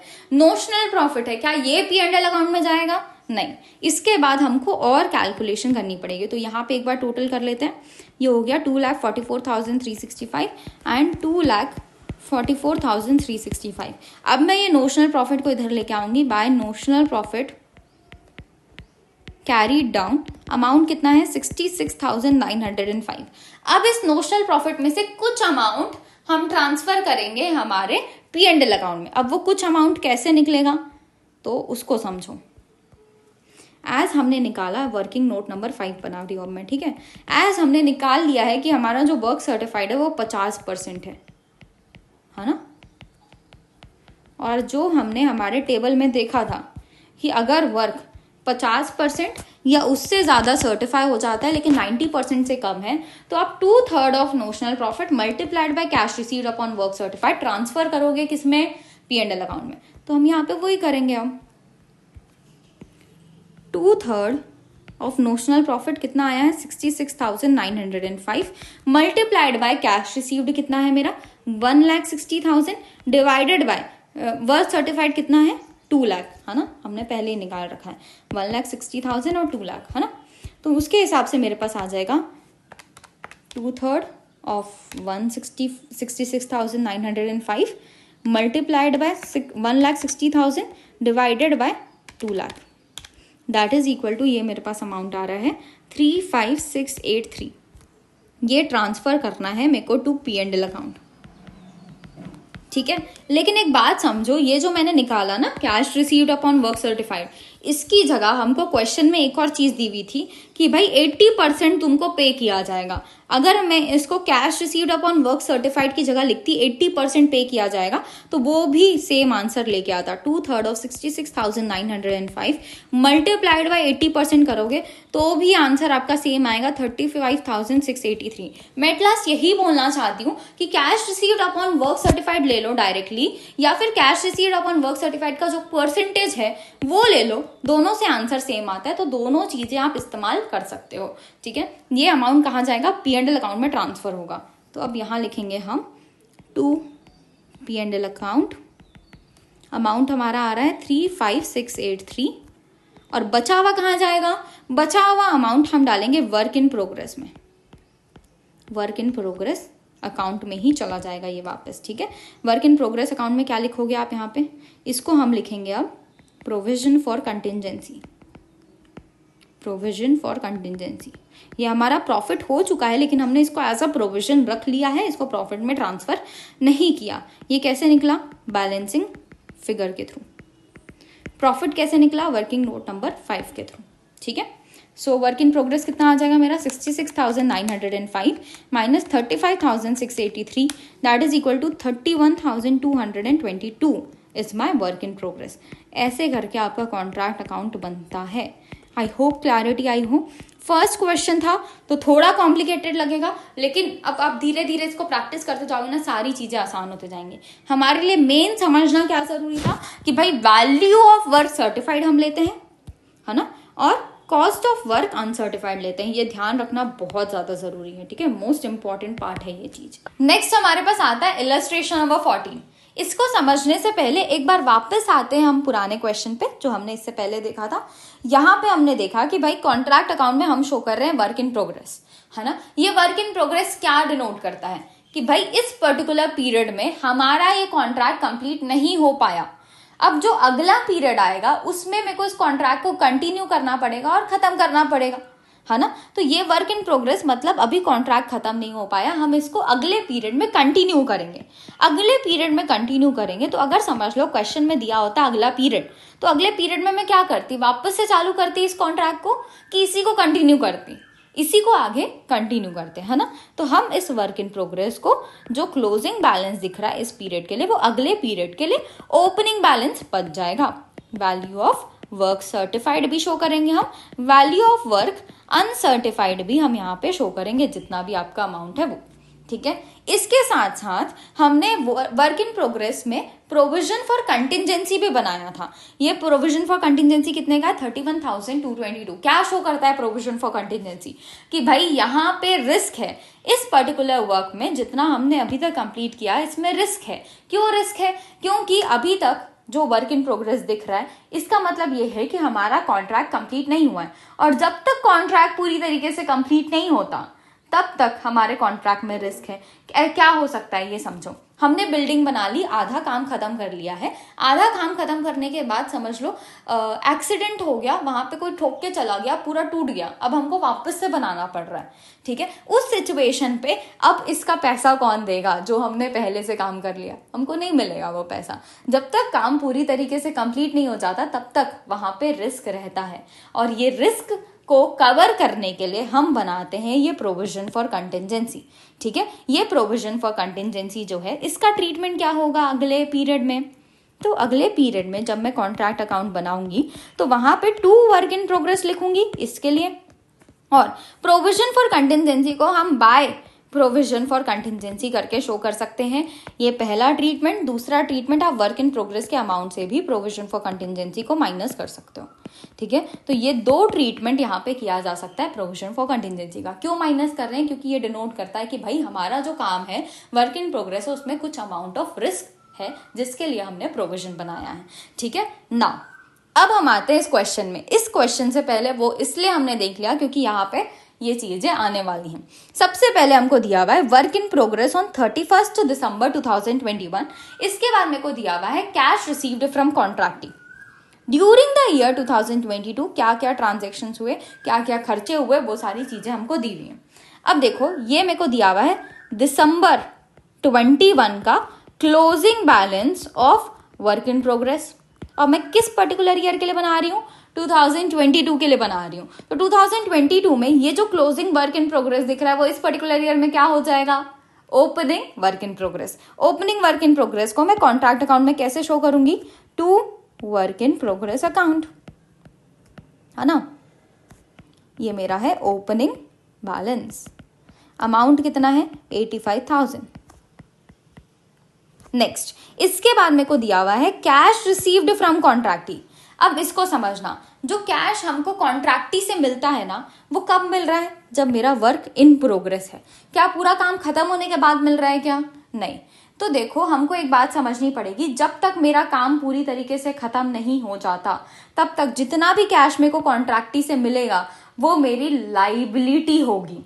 ठीक है, मैं अभी रेवेन्यू को रिकॉग्नाइज नहीं करूंगी जब तक मेरा कॉन्ट्रैक्ट पूरी तरीके से खत्म नहीं हो रहा। तो जितना भी कैश मेरे को कॉन्ट्रैक्टी से मिल रहा है इन बिटवीन, वो सब का सब मैं लाइबिलिटी की तरह ट्रीट करूंगी। ठीक है, तो इसका ट्रीटमेंट क्या होगा? इसका ट्रीटमेंट, पहली बात तो ये एसेट के अंदर शो होगा कैश में। क्यों कैश में शो हो रहा है? क्योंकि भाई कैश तो आ ही रहा है ना एट लास्ट। तुमको अगर कॉन्ट्रैक्टी से लोन मिले या पैसा मिले तुम्हारे कॉन्ट्रैक्ट से रिलेटेड, उससे तुम्हारा कैश तो बढ़ ही रहा है। कैश बढ़ रहा है तो कैश में शो करेंगे, और साथ साथ लाइबिलिटी में शो करेंगे cash received from कॉन्ट्रैक्टी।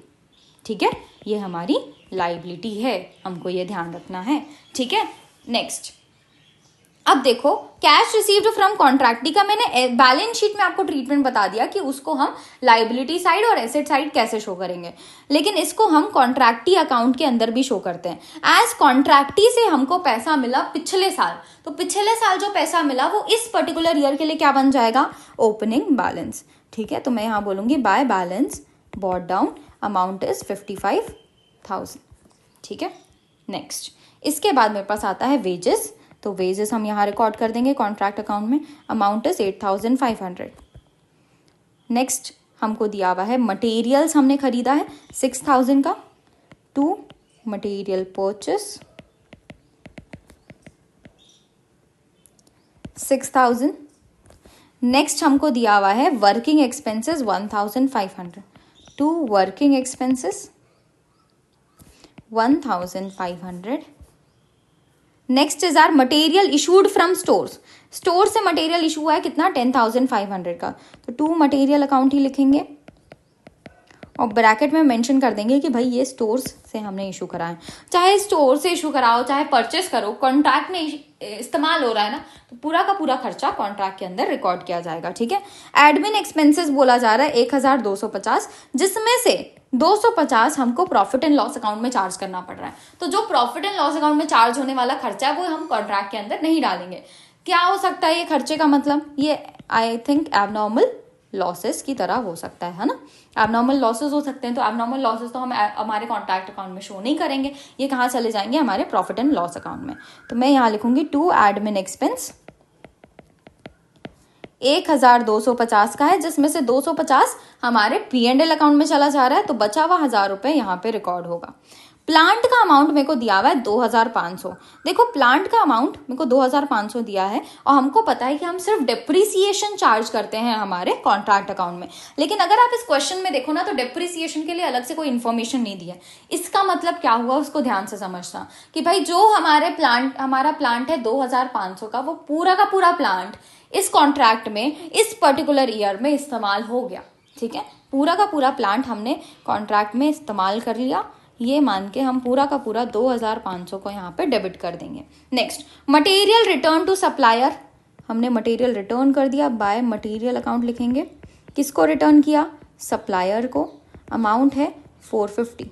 Next, material return to stores, 550 का मटेरियल हमने स्टोर्स में रिटर्न कर दिया। By material account stores 550। Next, work certified मेरे को दिया हुआ है 15,000। अब work certified, contract finish, profit taken upon contract and advances, ये सारी चीजें मेरे खर्चे हैं क्या? खर्चे तो नहीं है, तो मतलब मैंने सारे के सारे खर्चे रिकॉर्ड कर दिए। इससे मेरे को क्या मिल जाएगा?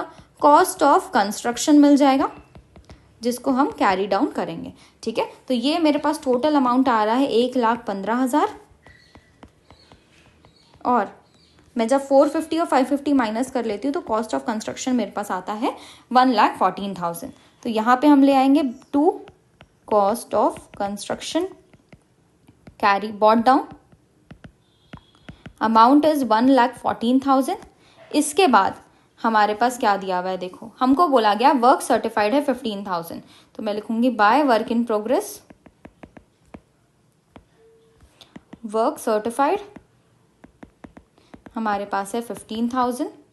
और वर्क अनसर्टिफाइड दिया है क्या? नहीं दिया हुआ है। नेक्स्ट मेरे को दिया हुआ है कॉन्ट्रैक्ट फिनिश्ड, मैंने कर लिया है 22,500 का।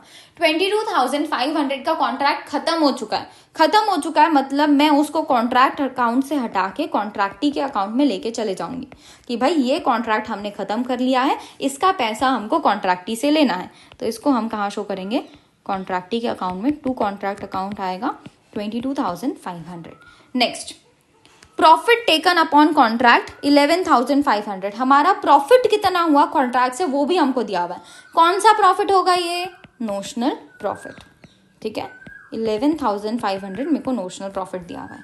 इसके अलावा मेरे को दिया हुआ है एडवांस फ्रॉम कॉन्ट्रैक्टी 40,000। जो एडवांस मेरे को कॉन्ट्रैक्टी से मिला वो एडवांस को मैं अपने कॉन्ट्रैक्ट अकाउंट में शो करती हूँ क्या? एडवांस मिले, कैश रिसीव हो, कुछ भी हो, ये हमारे कॉन्ट्रैक्ट अकाउंट में शो नहीं होता। जो भी कैश हमको कॉन्ट्रैक्ट से रिलेटेड मिलता है हम कॉन्ट्रैक्ट अकाउंट के अंदर नहीं शो करते। तो ये वाला कैश जो हमको कॉन्ट्रैक्टी से मिला है वो भी हमारे कॉन्ट्रैक्ट अकाउंट में नहीं जाएगा। कॉन्ट्रैक्टी से मिल रहा है तो कॉन्ट्रैक्टी के अकाउंट में बाय कैश अकाउंट करके लिख देंगे हम 40,000। ठीक है, इसके बाद अब करते हैं अकाउंट्स को बैलेंस। देखो, 1,14,000 plus 11,500 minus 22,500 minus 15,000 that is equal to 88,000 मेरा अभी भी बैलेंस बच रहा है। अब ये बैलेंस किस चीज का हो सकता है? मैंने कंस्ट्रक्शन का अमाउंट रिकॉर्ड कर लिया, मैंने नोशनल प्रॉफिट रिकॉर्ड कर लिया, मैंने वर्क सर्टिफाइड भी रिकॉर्ड कर लिया, कॉन्ट्रैक्टी के अकाउंट में क्या जा रहा है वो भी रिकॉर्ड हो गया, बचा क्या? Work uncertified.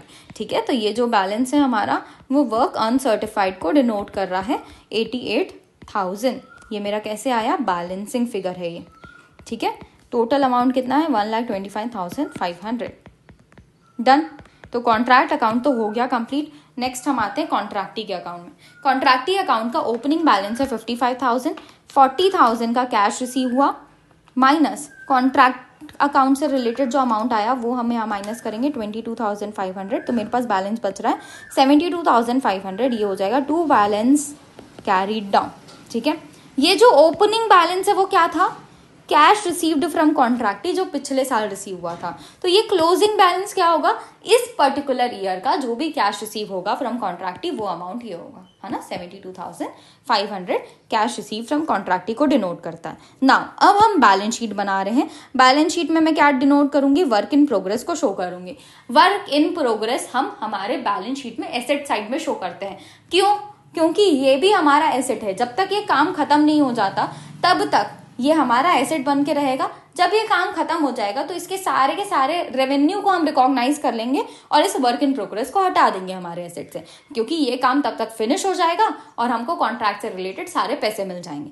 ठीक है, एज अभी की सिचुएशन में ये वर्क इन प्रोग्रेस है तो वर्क इन प्रोग्रेस को हम एसेट साइड में शो करेंगे। सारा जितना वर्क आपका सर्टिफाइड है वो भी, जितना वर्क आपका अनसर्टिफाइड है वो भी आपका एसेट बनता है। ठीक है, कितना अमाउंट है? 15,000 एंड 88,000। इसके अलावा अगर यहाँ पे प्रोविजन फॉर कंटेंजेंसी होता तो उस प्रोविजन को भी मैं यहाँ से माइनस करती, क्योंकि प्रोविजन क्या शो करता है कि भाई हमारे इस पर्टिकुलर वर्क इन प्रोग्रेस में रिस्क है। जो रिस्क है उसको हम वर्क इन प्रोग्रेस से माइनस कर देते हैं। साथ साथ अगर कोई कैश आपको रिसीव हो गया है वर्क इन प्रोग्रेस से रिलेटेड, तो वो कैश रिसीव्ड को आप या तो लाइबिलिटी की तरह शो करोगे या तो आप उसको वर्क इन प्रोग्रेस से माइनस कर सकते हो। दोनों ट्रीटमेंट हो सकते हैं, है ना। जो कैश रिसीव हुआ है उसको आप लाइबिलिटी तरफ शो कर दो या फिर वर्क इन प्रोग्रेस में माइनस कर दो और साथ साथ कैश में ऐड कर दो, ठीक है। सो यहाँ पे मैं क्या कर रही हूँ, इसको वर्क इन प्रोग्रेस से माइनस कर रही हूँ। कितना अमाउंट है, कैश रिसीव्ड, हमने देखा कॉन्ट्रैक्टी अकाउंट का जो बैलेंस है वो हमारा कैश रिसीव्ड होता है 72,500। ये हम यहाँ से माइनस कर देंगे तो मेरे पास एट लास्ट अमाउंट बच रहा है 30,500। आई होप क्लैरिटी आई हो। हमको ज़्यादा इसके बारे में दिमाग नहीं लगाना, बहुत ही सिंपल सी चीज़ है। देखो, जो भी मेरा वर्क सर्टिफाइड बचता है ना at the end of the year, जो भी मेरा वर्क इन प्रोग्रेस बचता है, वो वर्क इन प्रोग्रेस का दो ट्रीटमेंट होता है। पहला ट्रीटमेंट वो एसेट साइड शो किया जाता है इस पर्टिकुलर ईयर की बैलेंस शीट में, और अगले साल जो मैं कॉन्ट्रैक्ट अकाउंट बनाऊंगी उसका ये ओपनिंग बैलेंस बनता है, ठीक है। और जो हमारा प्रोविजन फॉर कंटिंजेंसी होता है, प्रोविजन फॉर कंटिंजेंसी का क्या ट्रीटमेंट होता है, इसको या तो हम शो करते हैं लाइबिलिटी साइड में या तो हम एसेट साइड में वर्क इन प्रोग्रेस से माइनस कर देते हैं, है ना। और इसके साथ साथ अगले पीरियड का जो कॉन्ट्रैक्ट अकाउंट बनेगा उसमें ये वर्क इन प्रोग्रेस से माइनस हो जाता है, ठीक है। तो ये हो गया प्रोविजन फॉर कंटिंजेंसी का ट्रीटमेंट। जो भी कैश हमको रिसीव होगा फ्रॉम कॉन्ट्रैक्टी उसका क्या ट्रीटमेंट होता है, तो पहली बात तो ये कैश रिसीव हुआ है तो कैश अकाउंट में एसेट साइड शो होगा, और दूसरा ट्रीटमेंट आप इसको liability side of balance sheet में शो करोगे या फिर आप इसको वर्क इन प्रोग्रेस से माइनस कर दोगे, ठीक है। तो ये जो ट्रीटमेंट्स मैंने बताया आपको तीनों के, वो अच्छे से ध्यान रखना। एक बार और पीछे करके ये वाला पार्ट सुन लो क्योंकि बहुत इंपॉर्टेंट है, ठीक है। सो हमने किया ये खत्म। Moving towards our next question, that is illustration number 15. The information given under has been extracted from the books of a contractor relating to a contract for 3,75,000 का contract है हमारे पास। इसमें material, direct expenses, indirect expenses, wages, total work certified, uncertified और plant की value आपको दी हुई है year 1, year 2 और ईयर 3 के लिए। इसके बाद बोला जा रहा है value of the plant at the end of year 1 was 4,000। हमने 5,000 का प्लांट लगाया, at the end of the year 1 वो वैल्यू 4,000 की हो गई, मतलब 1,000 क्या हुआ, डिप्रिसिएशन चार्ज हुआ। नेक्स्ट बोल रहा है कि सेकेंड ईयर के एंड में वो 2,500 का हो गया, फर्स्ट ईयर के एंड में 4,000 का हो गया था, अब वो 2,500 का हो गया, मतलब 1,500 फिर से डिप्रिशिएट हो गया। नेक्स्ट लास्ट ईयर के एंड में बोला जा रहा है कि वो 1,000 का हो गया, तो सेकेंड ईयर के एंड में 2,500 का था, लास्ट ईयर के एंड में 1,000 का हो गया, तो 1,500 फिर से डिप्रिसिएशन चार्ज हुआ। इट इज कस्टमरी टू पे 90% in cash of the amount of work certified. जितना भी वर्क सर्टिफाइड होगा उसका 90% एज कैश पे किया जाता है। आपको कॉन्ट्रैक्ट अकाउंट यहाँ पे प्रिपेयर करना है, ठीक है। तो कुछ नहीं करना, 3 साल का बनाना है तो हमको सारी चीजें बहुत अच्छे से क्लियर हो जाएगी। ध्यान से देखना ये क्वेश्चन, आपका पूरा का पूरा कंसेप्ट अच्छे से क्लियर हो जाएगा, ठीक है। चलो, so starting with our year 1, हम स्टार्ट कर रहे हैं विथ मटेरियल। कितना अमाउंट दिया हुआ है, 45,000। Next direct expenses 1,750। 2 indirect expenses account 750। इसके अलावा हमको वेजेस दिए हुए 42,500। तो खर्चा हमारा ये हो गया, इसके साथ साथ डिप्रिसिएशन है हमारे प्लांट का। 5,000 की वैल्यू स्टार्टिंग में थी, 4,000 at the end of the year हो गई, तो 1,000 का डिप्रिसिएशन हमने चार्ज किया। ये हो गए मेरे सारे खर्चे, है ना। अब इसके बाद मेरे पास आ जाएगा by cost of construction carried down, ठीक है।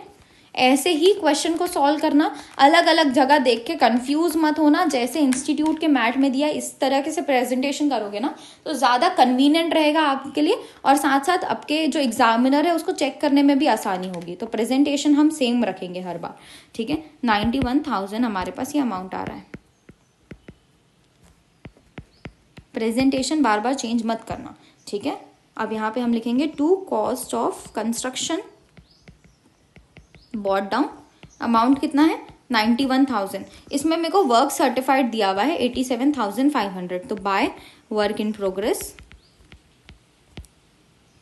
अकाउंट वर्क सर्टिफाइड 87,500, ठीक है। 87,500 का वर्क सर्टिफाइड है। वर्क अनसर्टिफाइड कुछ दिया है क्या, नहीं दिया हुआ, तो वो हम एज्यूम करेंगे कि निल है। ठीक है। अब देखो यहाँ पे 91,000 मेरा खर्चा है, 87,500 मेरे को यहाँ पे बैलेंस मिला है, तो 3,500 मेरा क्या आ रहा है, लॉस आ रहा है। जब भी लॉस आएगा वो पूरा का पूरा हम ट्रांसफर कर देंगे कहाँ, हमारे P&L अकाउंट में। जब लॉस आए तो ज्यादा सोचने का नहीं है, ठीक है, P&L अकाउंट में डायरेक्टली ट्रांसफर हो जाएगा जितना भी लॉस हो। प्रॉफिट होता है तो हम नोशनल प्रॉफिट निकालते हैं, लेकिन लॉस होगा तो पूरा का पूरा P&L अकाउंट में ट्रांसफर कर दिया जाएगा, ठीक है। तो ये मेरा हो गया फर्स्ट ईयर कंप्लीट, 91,000। अब आता है हमारे पास सेकेंड ईयर, ईयर नंबर 2, ठीक है। इसके लिए सबसे पहले हम किससे स्टार्ट करेंगे, जो मेरा वर्क इन प्रोग्रेस था उससे स्टार्ट करेंगे, है ना। तो यहाँ लिखेंगे 2 work in progress brought down, इसके अंदर वर्क सर्टिफाइड, कितना है अमाउंट, 87,500 का। इसके बाद मेरे पास खर्चे दिए हुए हैं, material, direct expenses, indirect expenses, wages and depreciation on plant, ठीक है। सो मटेरियल का खर्चा है मेरे पास 55,000, डायरेक्ट एक्सपेंसेस है 6,250, 55,000, 6,250, इनडायरेक्ट एक्सपेंसेस है 1,000, वेजेस हैं 57,500, और प्लांट का डिप्रिसिएशन कितना है, देखो फर्स्ट ईयर में मेरे प्लांट की वैल्यू हो चुकी है 4,000 की, नेक्स्ट ईयर में बोल रहा है कि वो 2,500 हो जाएगी at the end of second year. तो कितनी वैल्यू डिप्रिशिएट हुई, 1,500। तो यहाँ लिखेंगे हम 4,000 minus 2,500 that is equal to 1,500 हम यहाँ चार्ज करेंगे। तो हमने सारे के सारे खर्चे रिकॉर्ड कर दिए। अब इसके बाद मेरे पास क्या आ जाएगा, by cost of production carried down, ठीक है। So 87,500 plus 55,000 plus 6,250 plus 1,000 plus 57,500 plus 1,500 that is equal to 2,08,750, ठीक। तो ये हुआ हमारा first part of second year. Next इसके बाद हम यहाँ लिखेंगे 2 cost of production brought down, कितना है, 2,08,750। इसके बाद वर्क सर्टिफाइड कितना दिया हुआ है, 2,82,500 और वर्क अनसर्टिफाइड है 5,000। सो बाय वर्क इन प्रोग्रेस, अगर क्वेश्चन में मेंशन है तो हम यही एज्यूम करेंगे कि हमको क्वेश्चन में वर्क सर्टिफाइड की वैल्यू दी हुई है, वैल्यू ऑफ वर्क सर्टिफाइड, और हमारे अनसर्टिफाइड का कॉस्ट दिया हुआ है, कॉस्ट ऑफ वर्क अनसर्टिफाइड, ठीक। अमाउंट है 2,82,500 एंड 5,000। अब हम देखेंगे यहाँ पे प्रॉफिट आ रहा है कि लॉस आ रहा है। सो 2,82,500 प्लस 5,000 माइनस 2,08,750, मेरे पास यहाँ पे नोशनल प्रॉफिट आ रहा है, 2 notional profit carried down, amount है 78,750 का, ठीक है। नोशनल प्रॉफिट आ रहा है तो हमको यहाँ पे प्रॉफिट निकालना पड़ेगा। पहले इसको टोटल कर लेते हैं, 2,08,750 plus 78,750 that is equal to 2,87,500, ठीक। अब नोशनल प्रॉफिट नीचे आएगा, by notional profit brought down, amount कितना है 78,750। अब क्या करेंगे, अब हम प्रॉफिट कैलकुलेट करेंगे। प्रॉफिट कैसे कैलकुलेट होता है, हमको ये देखना पड़ेगा कि अभी जो वर्क सर्टिफाइड है वो कितना प्रपोर्शन है ना। सो मेरे को 2,82,500 का वर्क सर्टिफाइड है, मेरा कॉन्ट्रैक्ट कितने का था, 3,75,000 का। तो मैं यहाँ पे एक पेज ऐड करके आपको शो करती हूँ, वर्किंग नोट नंबर 1 हम निकाल रहे हैं परसेंटेज ऑफ वर्क सर्टिफाइड, ठीक है, इन सेकेंड ईयर। मेरा वर्क कंप्लीटेड है 2,82,500, ये मेरा वर्क सर्टिफाइड है, डिवाइडेड बाय कॉन्ट्रैक्ट प्राइस कितना है 3,75,000, ठीक है, multiplied by 100। So 2,82,500 divided by 3,75,000 multiplied by 100 that is equal to 75.3%, ठीक है। तो 75.3 मतलब 50% से ज्यादा है लेकिन 90% से कम है। तो यहाँ पे मैं प्रॉफिट कैसे निकालूंगी, ट्रांसफर टू P&L अकाउंट, कितना अमाउंट ट्रांसफर होगा, 2/3 of notional profit, 2/3 of notional profit multiplied by, हम क्या लेते हैं, multiplied by cash received upon work certified, है ना। सो 2/3 of notional profit multiplied by cash received upon work certified. 2/3 notional profit कितना आया है हमारा 78,750 multiplied by cash received upon work certified का हमको यहाँ पे परसेंटेज दिया हुआ है, तो हम ये डायरेक्ट परसेंटेज इस्तेमाल कर सकते हैं 90% in cash of the amount of work certified. ठीक है, तो ये परसेंटेज हम यहाँ पे इस्तेमाल करेंगे। आप डायरेक्ट लिख भी सकते हो कि कैश रिसीव कितना होगा वो परसेंटेज के हिसाब से निकाल लो और उसको वर्क सर्टिफाइड से डिवाइड करके निकाल लो। ठीक है, so 2/3 multiplied by 78,750 multiplied by 90% that is equal to 47,250 is my amount transfer to P&L account. ठीक है, so to P&L account 47,250 and to work in progress provision for contingency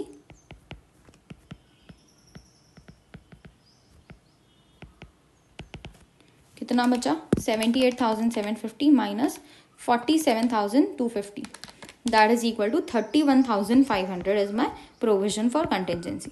78,750 amount हमारे यहाँ पे शो होगा। नेक्स्ट हमारे पास आता है third year. ठीक है, थर्ड ईयर में फिर से क्या आएगा, फिर से मेरे पास वर्क इन प्रोग्रेस को हम यहाँ लेके आएंगे नीचे, तो 2 work in progress brought down जिसमें सर्टिफाइड और अनसर्टिफाइड दोनों आएगा। Cost of work uncertified. ठीक है, सो 28,000 2,82,500 5,000 एंड हमारा एक और अमाउंट है that is provision for contingency. मैंने क्या बताया था, प्रोविजन ऑफ कंटिजेंसी को आप डायरेक्ट 2,82,500 से माइनस कर दो, या दूसरा ऑप्शन आपके पास होता है कि भाई इसको तुम क्रेडिट साइड पे ले आओ, तो वो माइनस ही हो रहा है, मतलब at last work in progress brought down क्या है ये प्रोविजन फॉर कंटिजेंसी। कितना अमाउंट है 31,500। नेक्स्ट इसके बाद हम यहाँ पे अपने मटेरियल का खर्चा, direct expenses, indirect expenses, wages और प्लांट का डिप्रिसिएशन ये लिखेंगे, है ना। सो मेरे पास मटेरियल है 31,500 का, 2,250 का डायरेक्ट एक्सपेंस है, इनडायरेक्ट एक्सपेंस नहीं हुआ है। 31,500 2,250 ये नहीं है हमारे पास। वेजेस है 42,500। ठीक, प्लांट का डिप्रिसिएशन के लिए अब देखो पिछली बार वैल्यू थी मेरी एट लास्ट 2,500, अब वैल्यू हो गई है 1,000, तो 2,500 से 1,000 हो गई, मतलब 1,500 फिर से डिप्रिसिएशन लगा। 2,500 से 1,000 हो गया वैल्यू, मतलब 1,500 डिप्रिसिएशन लगा। ठीक है, सो हमने सारी चीजें रिकॉर्ड कर दी। अब हमारे पास आ जाएगा cost of production carried down. ठीक, 2,82,500 plus 5,000 plus 31,500 plus 2,250 plus 42,500 plus 1,500 minus 31,500 that is equal to 3,33,750। ठीक है, नेक्स्ट इसके बाद ये हम टैली कर लेते हैं, ये अमाउंट आएगा 3,65,250 3,65,250। इसके बाद की चीज़ें हम आगे रिकॉर्ड करते हैं, है ना। अब मैं यहाँ पे लिखूंगी to cost of construction bot down amount है 3,33,750।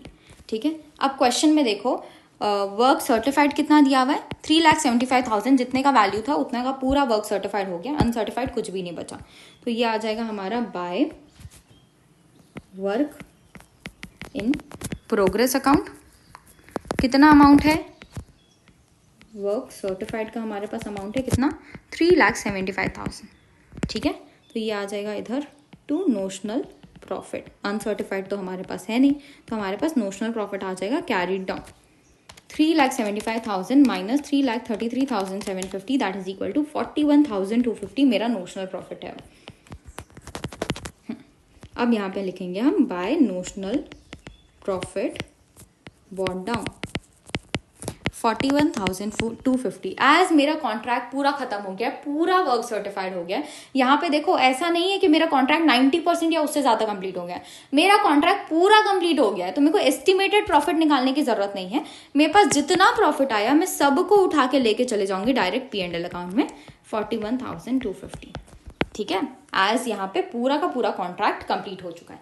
I hope clarity, I hope बहुत ही ज्यादा सिंपल क्वेश्चन था, पर इससे बहुत सारी चीजें क्लियर हो गई हमको कि कैसे वर्क इन प्रोग्रेस को शो करना है और कैसे हमको अगर कंटिजेंसी है तो उसको कैसे अगले साल में हम लेके जा सकते हैं। ठीक है, नेक्स्ट क्वेश्चन हमारे पास आता है इलस्ट्रेशन नंबर 17। क्या बोल रहा है देखो, The following is the trial balance of Premier Construction Company engaged on the execution of contract number 747 for the year ended 31st December 2022। क्या दिया हुआ है देखो, अमाउंट रिसीव्ड है 30,000, बिल्डिंग 1,60,000 का है, creditor 72,000, bank balance 35,000, capital account दिया हुआ है, material wages expenses and plant का वैल्यू दिया हुआ है हमको for the year ended 31st December। The work on contract 747 was commenced on 1st January 2022 का हमने स्टार्ट किया। इसमें मैंने मटेरियल डाला 1,70,000 का, but those of 6,000 were destroyed in accident. बताओ 6,000 का मटेरियल मेरा एक्सीडेंट में डिस्ट्रॉय हो गया, क्या मैं उसको कॉन्ट्रैक्ट अकाउंट में लेके जाऊंगी? बिल्कुल नहीं, क्योंकि ये एबनॉर्मल लॉस है और एबनॉर्मल लॉस कहाँ जाएगा? P&L अकाउंट में। Wages of 1,80,000 were paid during the year. ठीक है, plant costing 50,000 was use on the contract all through the year. ठीक है, पूरे साल भर में हमने यूज किया। Plant with a cost of 2 lakh was use from 1st January to 30th September। एक प्लांट जो 50,000 का है वो पूरे साल भर इस्तेमाल हुआ, एक प्लांट जो 2 लाख रुपए का है वो 1st January से 30th September तक इस्तेमाल हुआ और उसके बाद हमने रिटर्न कर दिया स्टोर को।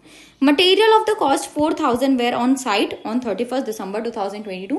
4,000 का मटेरियल हमारे साइट में पड़ा था।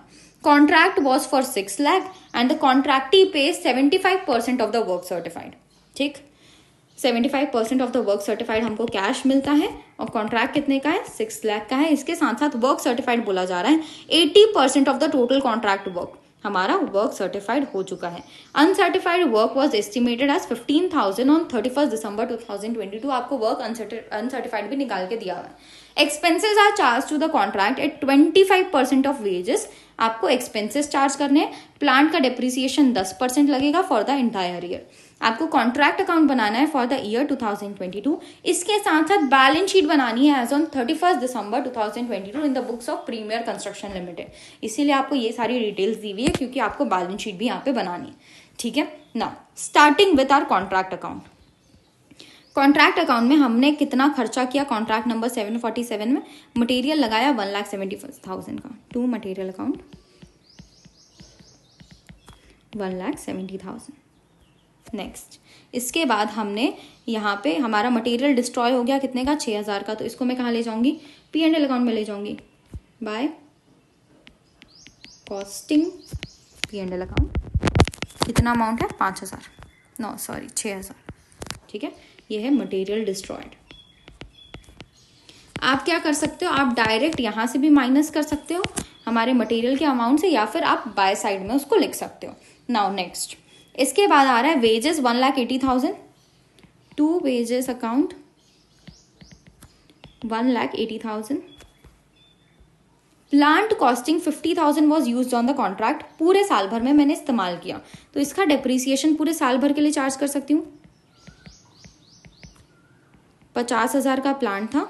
ठीक है, 10% हमको डिप्रिसिएशन चार्ज करना है, 5,000 आ जाएंगे। एक और प्लांट हमारे पास है तो एक बार और डिप्रिसिएशन हम चार्ज कर देते हैं दूसरे प्लांट के लिए। ये प्लांट मेरा 2 लाख का है ना। देखो 2 लाख का हमको प्लांट दिया हुआ है और इसमें बोला गया कि ये 1st January से लेके 30th September तक मैं इस्तेमाल कर रही हूँ। मतलब मैं 9 महीने इस प्लांट को इस्तेमाल करने वाली हूँ। सो इसका 9/12 करेंगे मल्टीप्लाइड बाय 10%, क्योंकि 10% पूरे साल भर के लिए है तो हमको सिर्फ 9 मंथ्स के लिए चार्ज करना है, इसलिए हमने 9/12 किया। 2 lakh multiplied by 9 divided by 12 multiplied by 10%, that is equal to 15,000 हम यहाँ पे चार्ज करेंगे। टोटल डिप्रिसिएशन 20,000 का है आपका। ठीक है, नेक्स्ट, इसके बाद हमको दिया हुआ है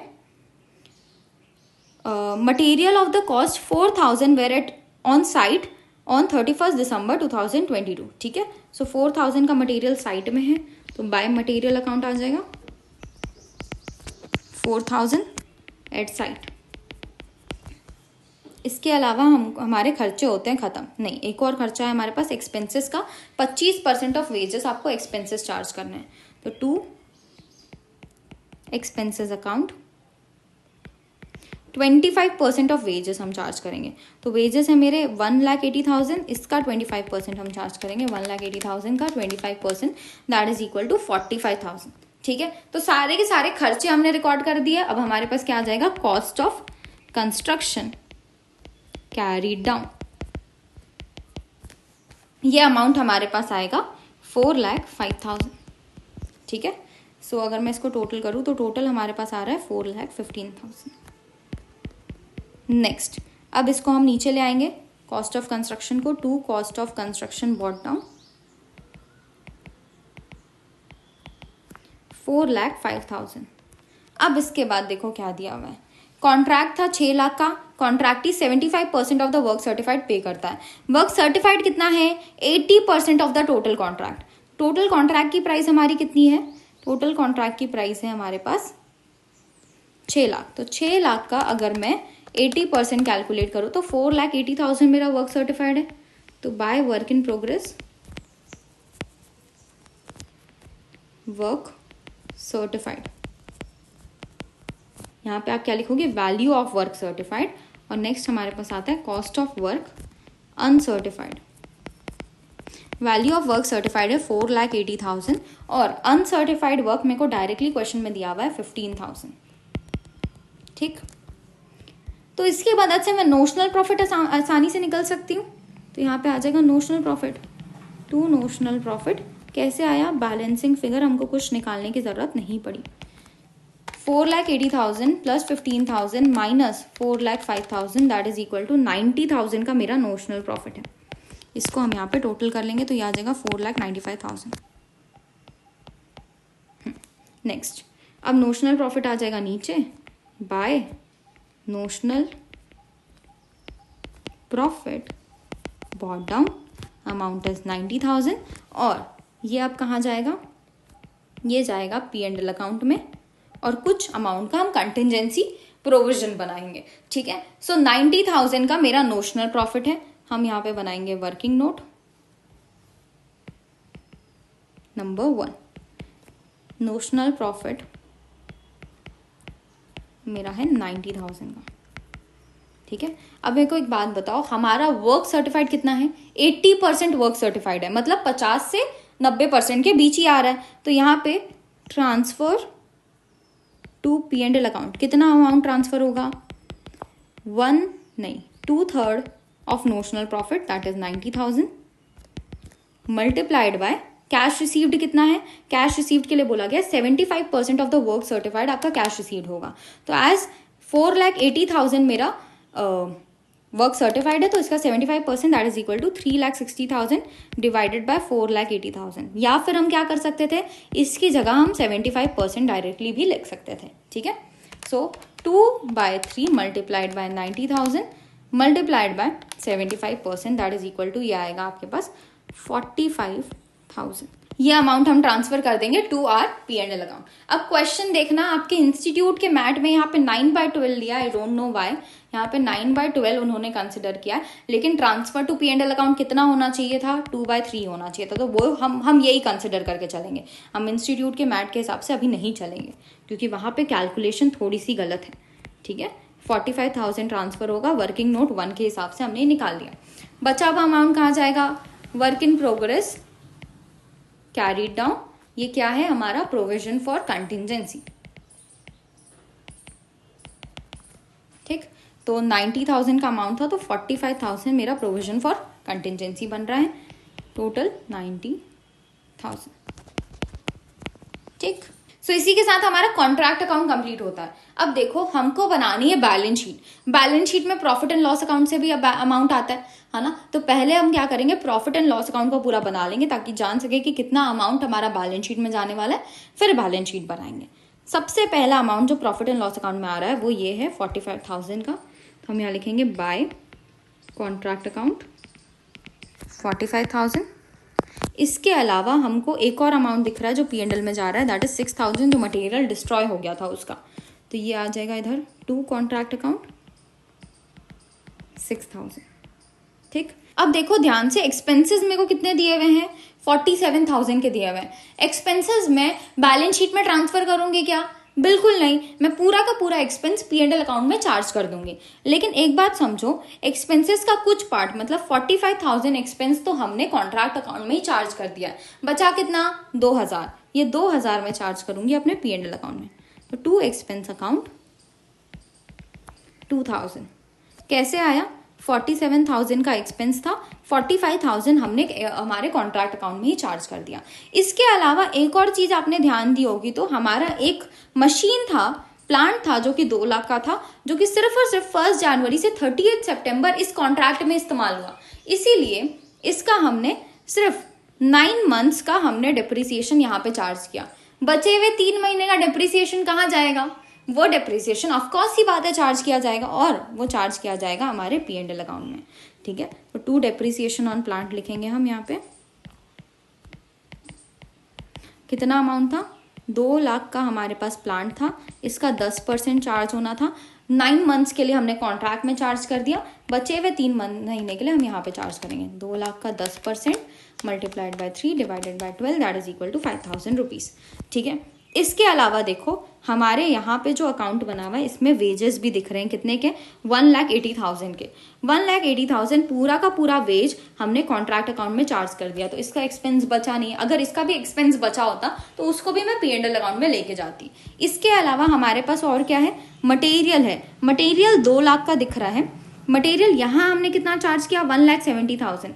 मटेरियल को P&L अकाउंट में चार्ज करना पड़ेगा क्या? बिल्कुल नहीं, क्योंकि मटेरियल जितना बचा हुआ है वो मेरा स्टॉक बन जाएगा, है ना। जितना बचा हुआ मटेरियल वो मेरा कहाँ चले जाएगा? मटेरियल के स्टॉक में चला जाएगा। ठीक, तो हमने सारे के सारे जो एक्सपेंसेस थे उनको P&L अकाउंट में ट्रांसफर कर दिया। नाउ इसके बाद हमारे पास आता है इसका balance to profit and loss, और we can say reserve account. ठीक है, या फिर आप इसको नेट प्रॉफिट बोल सकते हो। अगर रिजर्व बना रहे होंगे तो रिजर्व में डाल देंगे। अमाउंट कितना है? 45,000 minus 6,000 minus 2,000 minus 5,000 that is equal to 32,000 जाएगा हमारे नेट प्रॉफिट में। ठीक, अब यहाँ पे हम बनाएंगे हमारी बैलेंस शीट। बैलेंस शीट के लिए मेरे पास बिल्डिंग का अमाउंट दिया हुआ है 1,60,000। बिल्डिंग के ऊपर कोई भी डेप्रिसिएशन बोला है क्या? नहीं बोला है, तो बिल्डिंग सेम अमाउंट पे दिखेगी।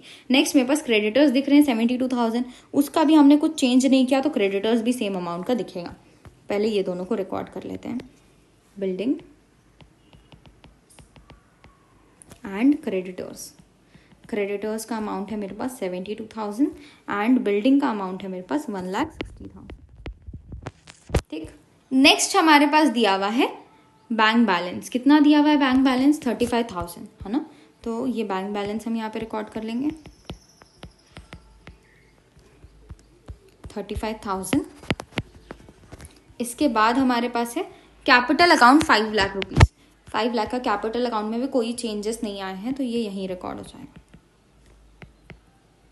बैंक बैलेंस हमने यहाँ पे सिर्फ और सिर्फ 35,000 का क्यों शो करा है, जबकि हमारे पास कैश रिसीव्ड के लिए बोला गया है कि 75% ऑफ वर्क सर्टिफाइड हमारा कैश रिसीव्ड होता है, तो वो कैश रिसीव्ड यहाँ ऐड होना चाहिए ना।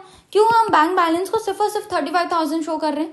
तो एक बात समझो, जो हमारे पास यहाँ पे ट्रायल बैलेंस दिया हुआ है ना, वो ट्रायल बैलेंस 31 दिसंबर 2022 का ही दिया हुआ है। मतलब ये बैंक बैलेंस में ऐड हो चुका होगा पहले से ही आपका अमाउंट। जो आपका अमाउंट है ना, कितना अमाउंट है हमारा? 75% ऑफ वर्क सर्टिफाइड, वो ऐड हो चुका होगा। उसके बाद बाकी सारी एडजस्टमेंट भी हो चुकी है, इसीलिए ये 35,000 का दिख रहा है। इसमें अब हम वापस से ऐड नहीं करेंगे। ठीक है, सेम 35,000 का अमाउंट ही यहाँ पे शो करेंगे। नेक्स्ट हमारे पास आता है मटेरियल, जो कि 2 लाख रुपए का है।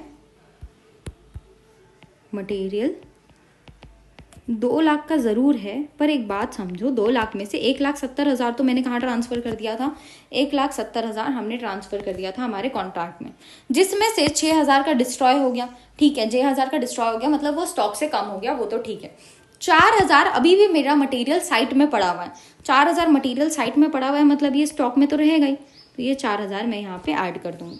ठीक है, so 2 lakh minus 1,70,000 plus 4,000 that is equal to 34,000 का मेरा मटेरियल यहाँ पे शो होगा।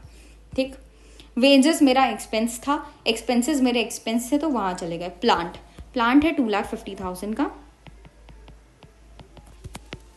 जिसमें मेरा डेप्रिसिएशन कितना चार्ज हुआ है? डिप्रिसिएशन देखो, यहाँ पे हमने चार्ज किया 5,000, यहाँ पे हमने चार्ज किया 20,000, तो टोटल 25,000 का डिप्रिसिएशन चार्ज हुआ है। बचा कितना अमाउंट हमारे पास? 2,25,000 का प्लांट बचा।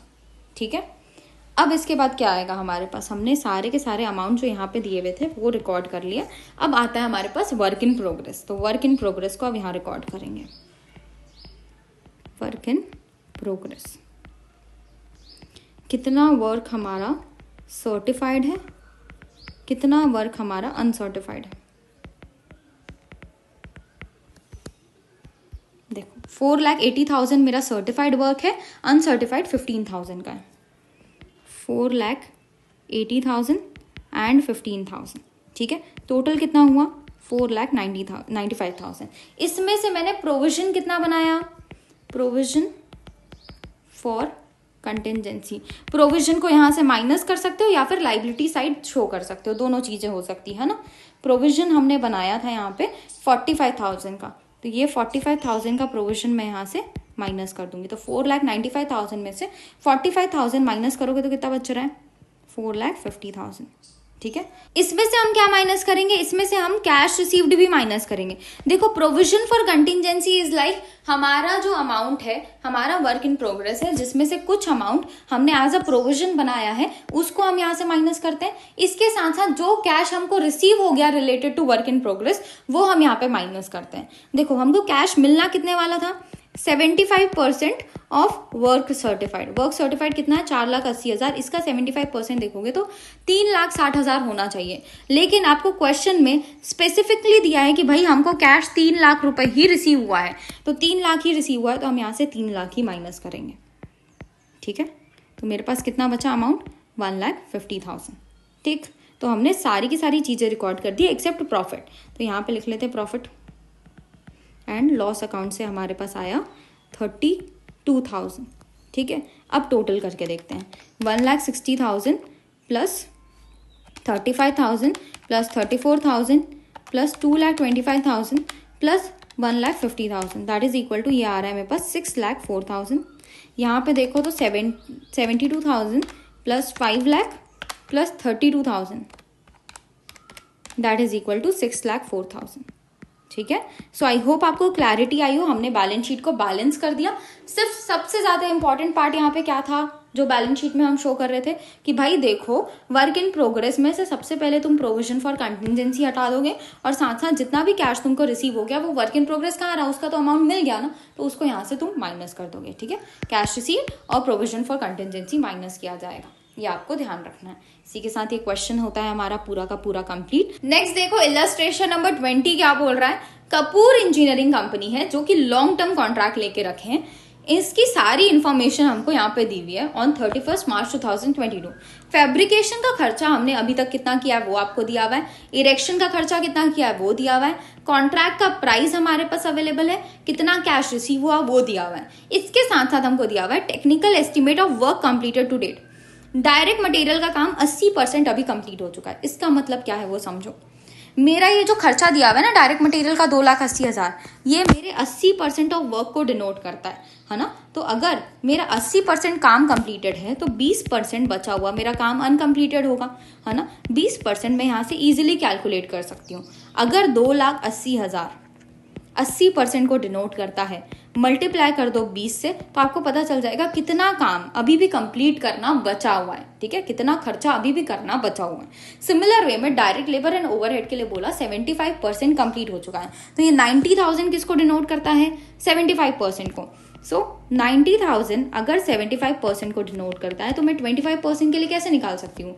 डिवाइडेड बाय 75 मल्टीप्लाइड बाय 25, है ना। इससे मेरे पास आ जाएगा जितना खर्चा अभी मेरे को करना है, किसमें? हमारे डायरेक्ट लेबर एंड ओवरहेड्स में। सिमिलर वे में इरेक्शन के लिए भी आप कैलकुलेट कर सकते हो। तो इससे हमको क्या मिल रहा है? ऐसा खर्चा जो हमको अभी भी करना है, बचा हुआ खर्चा, है ना। नेक्स्ट क्वेश्चन में आपको बोल रहा है एस्टिमेटेड प्रॉफिट निकालो on completion of the contract. Estimated profit हम कैसे निकालते हैं? कॉन्ट्रैक्ट प्राइस में से जब आप कॉस्ट टू बी इनकर्ड दोनों को माइनस कर देते हो तो हमारे पास आ जाता है एस्टिमेटेड प्रॉफिट। एस्टिमेटेड प्रॉफिट मतलब क्या, at the end of the contract मेरे को कितना प्रॉफिट हो सकता है, मैं ये निकालने की कोशिश कर रही हूँ। तो अगर मेरे को कॉन्ट्रैक्ट का प्राइस पता है, मेरे को ये पता है कि मैंने अभी तक कितना खर्चा कर दिया, इसके साथ साथ मैं ये पता कर लूँ कि आगे मैं कितना खर्चा करने वाली हूँ, तो उनको मैं माइनस कर दूंगी कॉन्ट्रैक्ट प्राइस से, तो मेरे पास क्या आ जाएगा, एस्टिमेटेड प्रॉफिट। ठीक है, कॉस्ट कितना इनकर हुआ, ये क्वेश्चन में आपको दिया हुआ है कि भाई 4,60,000 का हमको कॉस्ट इनकर हुआ है ना। हमको निकालना है कि कॉस्ट कितना अभी और इनकर होने वाला है। वो कैसे निकाल सकते हैं हम, ये परसेंटेजेस की मदद से, है ना। परसेंटेजेस की मदद से हम निकाल सकते हैं कितना कॉस्ट और इनकर होने वाला है। इसके बाद क्वेश्चन में क्या बोल रहा है, the estimated profit to date on the contract आपको निकालना है। एस्टिमेटेड प्रॉफिट टू डेट कैसे निकलता है, तो हमने ये जो फॉर्मूलेज देखे थे ना, ये क्या करते हैं, ये एस्टिमेटेड प्रॉफिट टू डेट हमको निकाल के दे देते हैं, है ना। सो ये फॉर्मूले में क्या क्या चाहिए, एस्टिमेटेड प्रॉफिट चाहिए, वो फर्स्ट क्वेश्चन से ही मिल जाएगा। वर्क सर्टिफाइड कॉन्ट्रैक्ट प्राइस मेरे को क्वेश्चन में ही दिया हुआ है। कैश रिसीव्ड हमको क्वेश्चन में ही दिया हुआ है। हमारे पास एट लास्ट चाहिए हमको total cost to date and estimated total cost. Total cost to date मतलब क्या, ये 4,60,000 टोटल कॉस्ट टू डेट ही है। एस्टिमेटेड टोटल कॉस्ट मतलब पूरा का पूरा टोटल कॉस्ट का खर्चा बताओ। Estimated total cost is equal to जितना कॉस्ट हमने अभी तक इनकर किया प्लस जितना खर्चा मैं आगे जाके इनकर करने वाली। ठीक है, तो मेरे को इस क्वेश्चन में दो चीजें निकालनी पड़ेंगी, पहला कॉस्ट टू बी इनकर्ड और दूसरा एस्टिमेटेड टोटल कॉस्ट। ठीक है, तो यही दोनों को निकालने के लिए हमने ये टेबल बनाया है, जहां पे हम लिखेंगे कि भाई अभी तक का कितना खर्चा हुआ, एस्टिमेटेड कॉस्ट जो हमको करना है आगे, और फिर एस्टिमेटेड टोटल कॉस्ट। ठीक है, तो यही तीनों चीज हम यहाँ पे निकाल रहे हैं। सबसे पहले मैं जितने खर्चे अभी तक हो चुके हैं उनको लिख रही हूँ। फैब्रिकेशन में मैंने खर्चा किया मटेरियल का, नेक्स्ट लेबर का, और लास्ट में हमने ओवरहेड का खर्चा किया, और इसके अलावा हमने इरेक्शन का कॉस्ट भी इनकर किया। ठीक है, सो मेरे पास यहाँ पे मटेरियल का कॉस्ट है 2,80,000, लेबर का खर्चा है 90,000, ओवरहेड मेरे को दिया हुआ है 75,000 एंड इरेक्शन का कॉस्ट मेरे को दिया हुआ है 15,000। ठीक है, अब मेरे को बताओ estimated cost to be incurred मतलब ऐसा खर्चा जो अभी होने वाला है, हुआ नहीं है, कैसे पता चलेगा, with the help of this percentages. जैसे मैंने आपको स्टार्टिंग में बताया, हम क्या बोलेंगे कि भाई 2,80,000 का खर्चा हो चुका है, ये 80% को डिनोट करता है ना। तो बचा हुआ 20% क्या होगा, एस्टिमेटेड कॉस्ट जो आगे इनकर होने वाला है ना। तो 2,80,000 अगर 80% को डिनोट करता है तो मेरे को 20% निकालना है। तो 2,80,000 डिवाइडेड बाय 80 करेंगे, मल्टीप्लाई बाय 20 करेंगे, that is equal to 70,000। Similar way में मैं लेबर के लिए निकाल सकती हूँ, 75% बोला है, तो हम बोलेंगे कि भाई 90,000 जो है ये 75% को डिनोट करता है। मेरे को 25% को जानना है, क्योंकि मेरे को जानना है कि कितना खर्चा और होने वाला है। So 90,000 divided by 75 multiplied by 25 that is equal to 30,000। ठीक है, नेक्स्ट ये जो ओवरहेड का खर्चा है ये भी 75 बाय 20 मल्टीप्लाइड बाय 25 होगा, क्योंकि इसके लिए भी परसेंटेज 75 ही बताया गया है ना। So 75,000 divided by 75 multiplied by 25 that is equal to 25,000।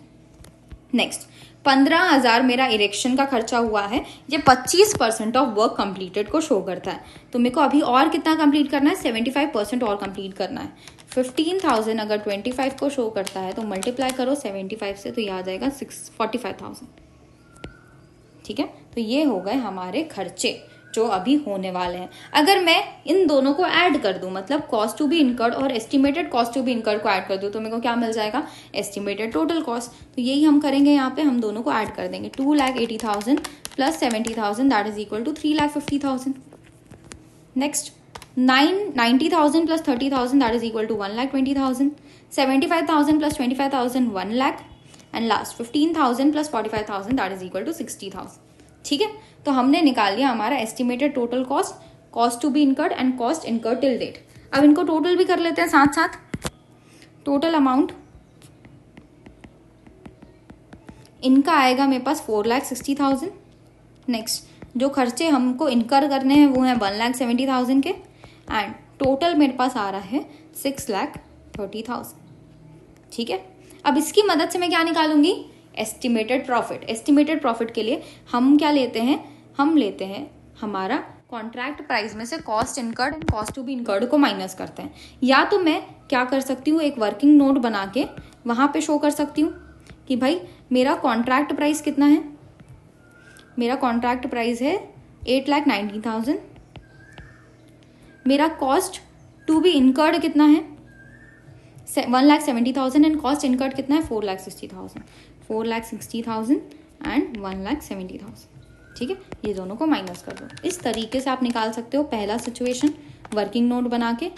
और दूसरा सिचुएशन आपके पास क्या है, दूसरा सिचुएशन है कि भाई कॉस्ट इनकर्ड और कॉस्ट टू बी इनकर्ड दोनों खर्चे हैं जिनको मैं माइनस कर रही हूँ, दोनों को ऐड कर दो तो क्या बनता है, एस्टिमेटेड टोटल कॉस्ट ही बनता है।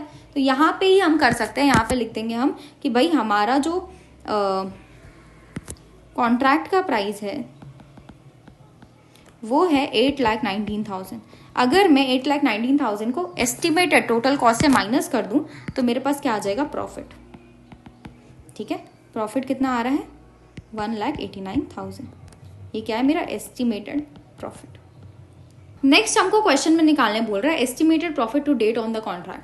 ठीक है, तो एस्टिमेटेड प्रॉफिट टू डेट के लिए हमारे पास 4 अलग अलग फॉर्मूला है, जिसके लिए हमको क्या चाहिए, work certified contract price first situation के लिए। पर देखो हमने एक चीज ध्यान ही नहीं दी, पता है हमको वर्क सर्टिफाइड क्वेश्चन में दिया ही नहीं है। मेरे को कॉन्ट्रैक्ट प्राइस दिया है, कैश रिसीव दिया है, लेकिन कितना वर्क सर्टिफाइड है वो मेरे को अवेलेबल नहीं है। तो इस केस में जो भी वर्क सर्टिफाइड वाले फॉर्मूला है ना वो हम इस्तेमाल नहीं कर पाएंगे। तो पहला ये वाला हम इस्तेमाल नहीं कर पाएंगे, दूसरा ये वाला, ये दोनों वर्क सर्टिफाइड के बेस पे बनते हैं, इसलिए इन दोनों का हम इस्तेमाल नहीं कर पाएंगे। हम ये वाला और ये वाला इस्तेमाल कर सकते हैं, क्योंकि यहाँ पे तो वर्क सर्टिफाइड करके cash received upon contract price बचता है, यहाँ पे total cost to date upon estimated total cost लेना पड़ता है। तो ये दोनों फॉर्मूला हम इस्तेमाल कर सकते हैं, ये दोनों हम नहीं कर सकते, तो इसी दोनों के हिसाब से निकाल लेंगे। ठीक है, चलो बी वाला सिचुएशन हम फॉलो कर रहे हैं, जिसमें एस्टिमेटेड प्रॉफिट टू डेट मैं निकाल रही हूँ। कैसे निकलता है, सबसे पहले आता है फर्स्ट फॉर्मूला, जिसमें हम बोल रहे हैं estimated profit multiplied by cash received upon contract price, है ना। तो एस्टिमेटेड प्रॉफिट मेरे को दिया हुआ है 1,89,000 मल्टीप्लाइड बाय कैश रिसीव, देखो क्वेश्चन में दिया हुआ है हमको 6 लाख और कॉन्ट्रैक्ट प्राइस है 8,19,000। 6 लाख अपॉन 8,19,000, इसको अगर आप सॉल्व करोगे तो ये आएगा 1,38,462। नेक्स्ट सिचुएशन, ये तो हो गया फर्स्ट। सेकेंड सिचुएशन में हम एस्टिमेटेड प्रॉफिट निकाल सकते हैं। एस्टिमेटेड प्रॉफिट टू डेट निकालने के लिए आप लोगे जितना भी कॉस्ट अभी तक खर्च किया हमने, total cost to date divided by estimated total cost, है ना। So estimated profit to date है हमारा 1,89,000। टोटल कॉस्ट टू डेट कितना है, total cost to date is cost incurred till date, ये है 4,60,000 और इसके अलावा एस्टिमेटेड टोटल कॉस्ट कितना है 6,30,000। सो 4,60,000 divided by 6,30,000.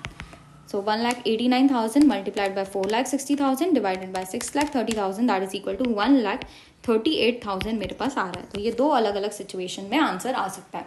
I hope clarity आई हो। Moving towards our last question related to this particular topic, that is contract costing, है ना। देखो क्वेश्चन क्या बोल रहा है, डीलक्स लिमिटेड ने कॉन्ट्रैक्ट लिया 5 लाख का ऑन 1 जनवरी 2021। ऑन 30 जून 2022 जब हम अकाउंट्स क्लोज कर रहे हैं तो हमारे पास ये सारी डिटेल्स अवेलेबल है। मटेरियल कितना परचेस किया, वेजेस कितना पे किया, जनरल एक्सपेंसेस, प्लांट परचेस किया हमने, मटेरियल ऑन हैंड 25,000 मेरे पास बच गया, वेजेस एक्रूड है 5,000। वेजेस एक्रूड मतलब ये वेजेस का खर्चा हो चुका है लेकिन हमने पेमेंट नहीं किया, इसको मैं कॉन्ट्रैक्ट के अंदर इंक्लूड करूंगी कि नहीं करूंगी, ऑफ कोर्स करेंगे, ये खर्चा हुआ तो है ना, पेमेंट नहीं हुआ उससे हमको कोई मतलब नहीं है। नेक्स्ट, वर्क सर्टिफाइड दिया हुआ है, कैश रिसीव दिया हुआ है, डिप्रिसिएशन कितना चार्ज करना है वो दिया हुआ है, वर्क अनसर्टिफाइड दिया हुआ है।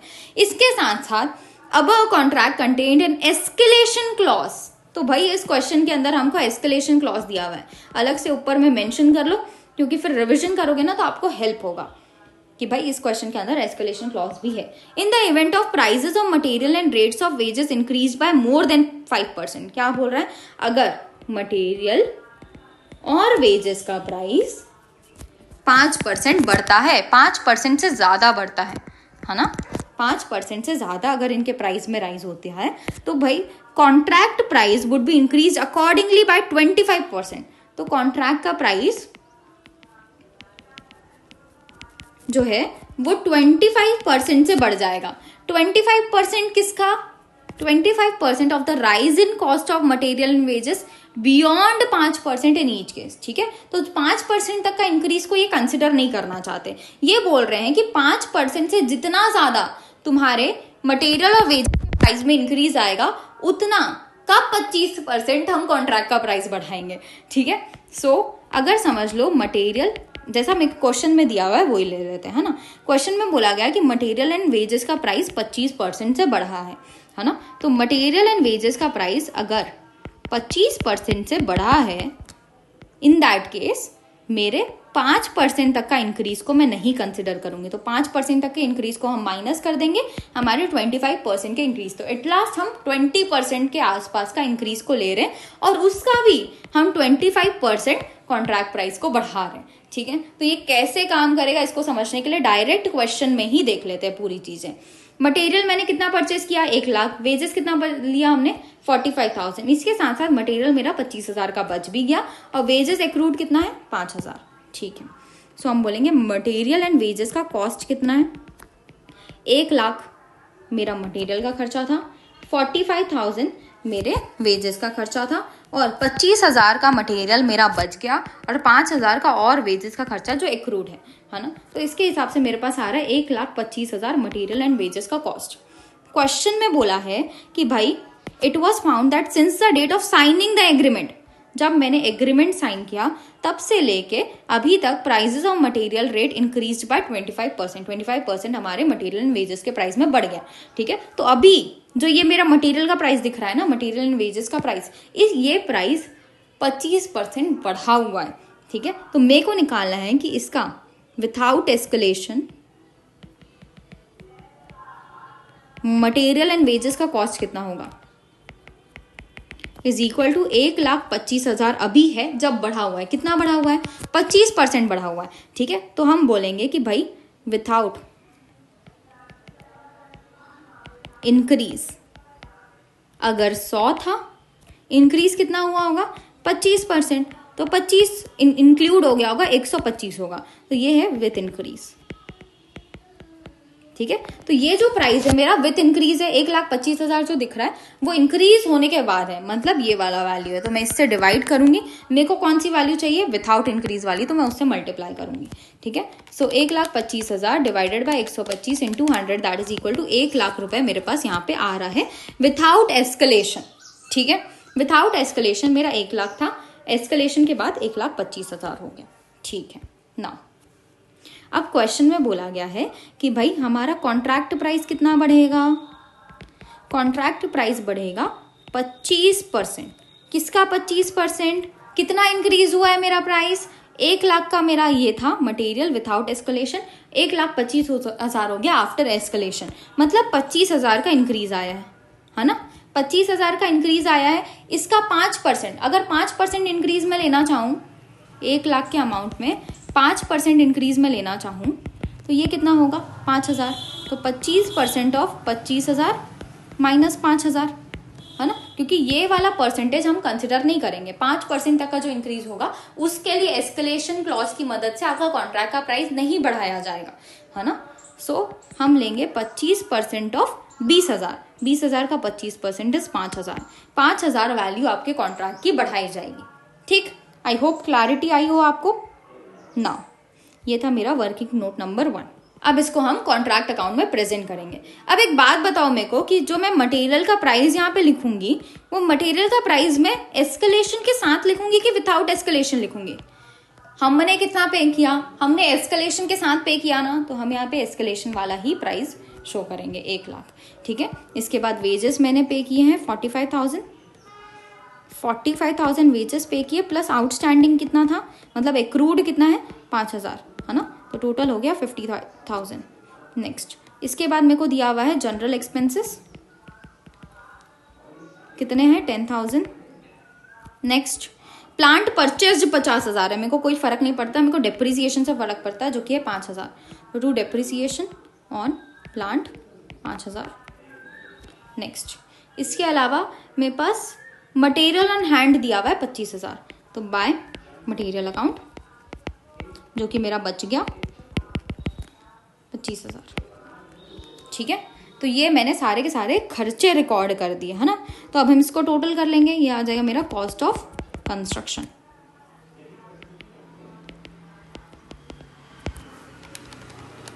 देखो 25,000 नहीं 1,00,000 plus 50,000 plus 10,000 plus 5,000 minus 25,000 that is equal to 1,40,000 और टोटल हमारे पास कितना आ रहा है 1,65,000। डन। कॉस्ट ऑफ कंस्ट्रक्शन आ जाएगा नीचे, to cost of construction bot down 1,40,000। इसके बाद हमारे पास आएगा वर्क इन प्रोग्रेस अकाउंट, कितना वैल्यू वर्क सर्टिफाइड है, कितना कॉस्ट ऑफ वर्क अनसर्टिफाइड है ना। वैल्यू ऑफ वर्क सर्टिफाइड मेरे को क्वेश्चन में ही दिया हुआ है 2 लाख का है, अनसर्टिफाइड भी मेरे को दिया हुआ है 15,000 है, 2 lakh plus 15,000। Now most important part, यहाँ पे एस्केलेशन के कारण ये बढ़ जाएगा, कितना बढ़ जाएगा 5,000 बढ़ जाएगा, जो बढ़ा वो हम वर्क इन प्रोग्रेस में ही ऐड कर देंगे। वर्किंग नोट 1 से मेरे को ये मिल गया, ठीक है। नाउ इसके बाद मेरे पास आ जाएगा notional profit. Notional profit balancing figure आपके पास आएगा 80,000। ठीक, तो हमने ये वाला पार्ट खत्म किया जो कि आ रहा है 2,20,000 एंड 2,20,000। नाउ इसके बाद हम प्रॉफिट निकालेंगे, तो भाई ये आ जाएगा by notional profit brought down, कितना है 80,000।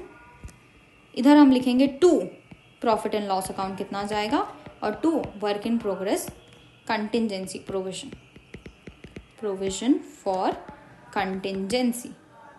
ठीक है, ये अमाउंट हम यहाँ पे लिखेंगे। नाउ कैसे निकलेगा ये, हमको देखना पड़ेगा हमारा वर्क सर्टिफाइड कितना है और उसको हम कंपेयर करेंगे किससे, कॉन्ट्रैक्ट प्राइस से, है ना। सो कॉन्ट्रैक्ट का मेरा प्राइस मेरे को क्वेश्चन में दिया हुआ है, कितना दिया हुआ है, कॉन्ट्रैक्ट प्राइस 5 लाख है ना। सो वर्किंग नोट नंबर 2, मेरा कॉन्ट्रैक्ट प्राइस है 5 लाख, मेरा वर्क सर्टिफाइड कितना है 2 लाख, है ना। 2 लाख का मेरा वर्क सर्टिफाइड है और 5 लाख मेरा कॉन्ट्रैक्ट प्राइस है। तो इसके हिसाब से मैं क्या निकाल सकती हूँ, परसेंटेज ऑफ वर्क सर्टिफाइड कितना है, 2 lakh divided by 5 lakh that is equal to 40%। 40% मेरा वर्क सर्टिफाइड है, तो कौन सी सिचुएशन में आ रहा है, 25% से ज्यादा लेकिन 50% से कम, है ना। तो यहाँ पे हम लिखेंगे भाई अगर 25% से ज्यादा 50% से कम है तो पी एंड एल अकाउंट में कितना ट्रांसफर होगा, 1/3 of notional profit multiplied by cash received upon work certified. ठीक है, तो 1/3 ऑफ नोशनल प्रॉफिट कितना है 80,000 मल्टीप्लाइड बाय कैश रिसीव्ड है हमारा, क्वेश्चन में दिया हुआ है 1,50,000 अपॉन वर्क सर्टिफाइड कितना है 2 लाख। ठीक है, so 80,000 multiplied by 1,50,000 divided by 2 lakh divided by 3 that is equal to 20,000 मेरा ट्रांसफर होगा to P and L account. बचा 60,000 कहाँ जाएगा, वर्क इन प्रोग्रेस के प्रोविजन फॉर कंटिजेंसी में।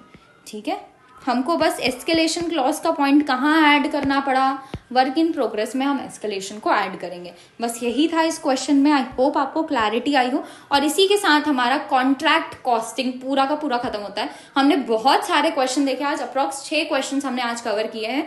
इसके अलावा भी आपके बुक में और क्वेश्चंस हैं। मैं सजेस्ट करूंगी कि आप क्वेश्चंस को ज्यादा से ज्यादा प्रैक्टिस करो, तो आपको बहुत अच्छे से क्लैरिटी आ जाएगी। ठीक है, सो इसी के साथ हम आज की क्लास एंड करते हैं। अगली क्लास में नेक्स्ट कॉस्टिंग मेथड के साथ स्टार्ट करेंगे। Till than happy learning.